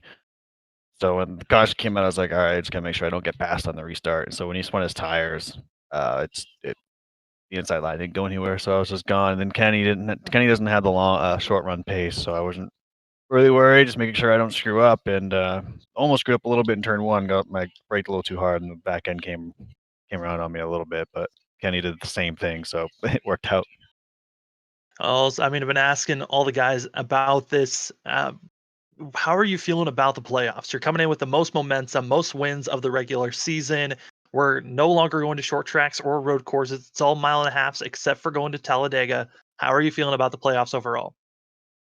I'm feeling pretty good. I mean, if we keep having good setups, you know, I mean, the mile and a half is. I mean, you can be a little off in the setup and still be with the group of guys, honestly, because of the way the package is. But as long as you can save your tires, I think if you're towards the front, anyone has a chance. So basically, just save your stuff and stay out of trouble, and you're pretty much what you got to do. Well, Shane, it's I know Sam talked about the playoffs. Let's individualize it down. How do you feel about Kentucky? It's one of those tracks that, it can go either way for you. You could have a really fantastic day throughout the race, or you could just find yourself struggling throughout the race and then maybe come alive right at the end. That's just the kind of track Kentucky is. What's the mindset? What's the idea for the mile and a half in Kentucky? I mean, I love Kentucky. Well, I'll reiterate, I loved the old Kentucky. The new one, not so much. I mean, I've only ran there one time, and it was in the B car. It was a fixed setup, and I finished second after taking forever to figure it out. But I have not run there in these cars, so I have zero idea. I liked the flatter Kentucky. I liked having to be able to drive it. Who knows? I mean, I usually I'd be really confident in Kentucky because I love it, but not since they put the new one on this sim. I have no idea what to expect. It certainly is going to be a wild card for sure, Shane. But you got the win here at Richmond. Like we said, your fourth win of the season. Before we let you go, the floor is yours for any shout outs. Yeah, I'm gonna thank G Fuel. They're doing the sweepstakes with Mortal Kombat. Ends in about 10 days, so you just gotta sign up on their website for that one. You can get 9 entries. So that's cool. The Evil Controllers, Luminary guys, and then of course Bronson for giving us this setup. He just did one version of it, gave it to me, and I was like, all right, I'm keeping this one. I'm not making any adjustments, and it paid off. So, and then of course you guys for broadcasting, the league for having me. It's been fun. Alrighty, that was your race winner, Shane Tarian. Best of luck to you in the playoffs. You got all the momentum, 4 wins. You're at the top of the playoff grid. We'll more than likely we'll hear from you next week at Kentucky, barring anything crazy happening. Enjoy the rest of that football game we're watching. I can hear it. I want to watch it too. And a happy New Year to you as well, Shane. Thank you. Woo, Sam, that was it was a long one, a little bit longer than what we've had in the past couple of weeks, but an exciting one. to say the least, all the way down to the finish with Shane Terrian coming out on top. It certainly was. I mean, you got to think all the different stages of this race were so different. From the first stage, we went green all the way through, and then the second stage, we're a little bit more cautions, and then to the end of the race, we had that late caution giving us our one and only green flag, green white checkered, and it was Shane Terrian able to survive and a little bit of strategy call with Munsell going with tires and open for the race to go good to the end. I mean, with all the different leagues that we've been watching here on the Flatout Racing Networks, it seems like as long as you've got an extra set of tires left in pit road at the end, you're most likely have a very good shot of winning these races. And it ended up with Shane Terrian on top, and not just on top in this race. He is atop the playoff grid for these 5 races in the playoffs. Real quick before we sign off here, let's give you the unofficial playoff grid for these 5 races. And Sam, you're welcome to help me out if I make any mistakes here. Terrian at the top with 4 wins. Mike Tellier should be out in second with his 3 wins, and that's it for the top 2 of those winners. The rest of the winners had 1 win only. If I'm doing the math right, Brandon King will be 3rd on the board, and then it's Tom Bourne, Robert Kenny to round out the top 5, Bronson Stafford and Munsell. I think it's interchangeable with how they both finished today. I don't know how that's going to play out, but that's your top 7 for those that won races. Then the rest of the way, it should be Dylan Stipe 8th, Philip Scott 9th, David Duran 10th, Nathan Hall 11th, and by the skin of his teeth, it's unofficial, mind you, folks. We're going to watch throughout the week to see if it's official. Tristan Maher should be in that 12th spot, just ahead of Travis Daly for that 12th spot. Very close between the 17 who didn't show up tonight and the 15 and Travis Daly, who's just going to be inches away from the playoffs, but's going to miss out. Yeah, I mean, Travis Daly was hoping for a better day, just missing out. Then you also got to be thinking about Spencer Hardison, who missed out from possibly winning his way in. And a lot of these drivers, it's going to be now a change of mindset. For those in the playoffs, it's about making sure you're consistent and up front. For the drivers that didn't, how can we play spoiler for a lot of these drivers?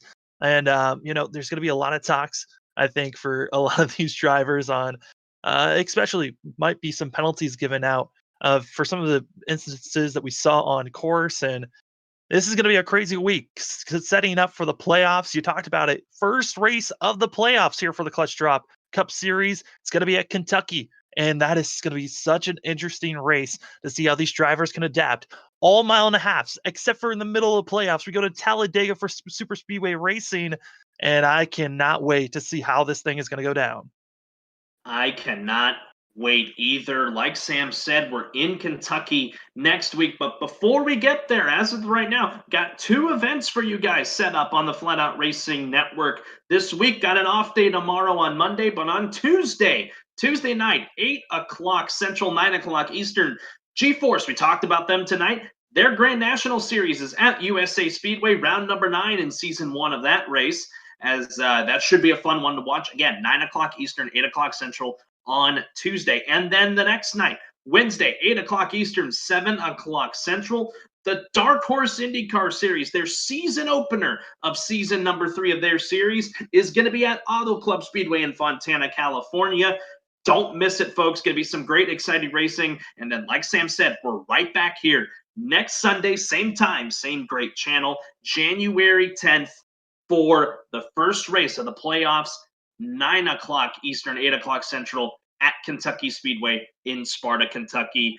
It's going to be a fun one, and we hope you join us then. Sam, thank you for taking a little bit of the brunt off of me this week to getting to and calling this race. Should be back to 100% next week, but always a pleasure to have you in the booth, man.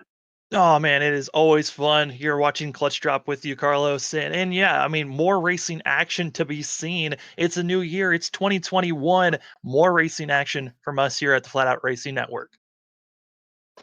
And as now we are in this new year, I want to take the opportunity just to just extend well wishes to everyone out there. I know the world is still not quite back to normal yet. We're seeing the sense of normalcy starting to flow back into the United States and across the world too.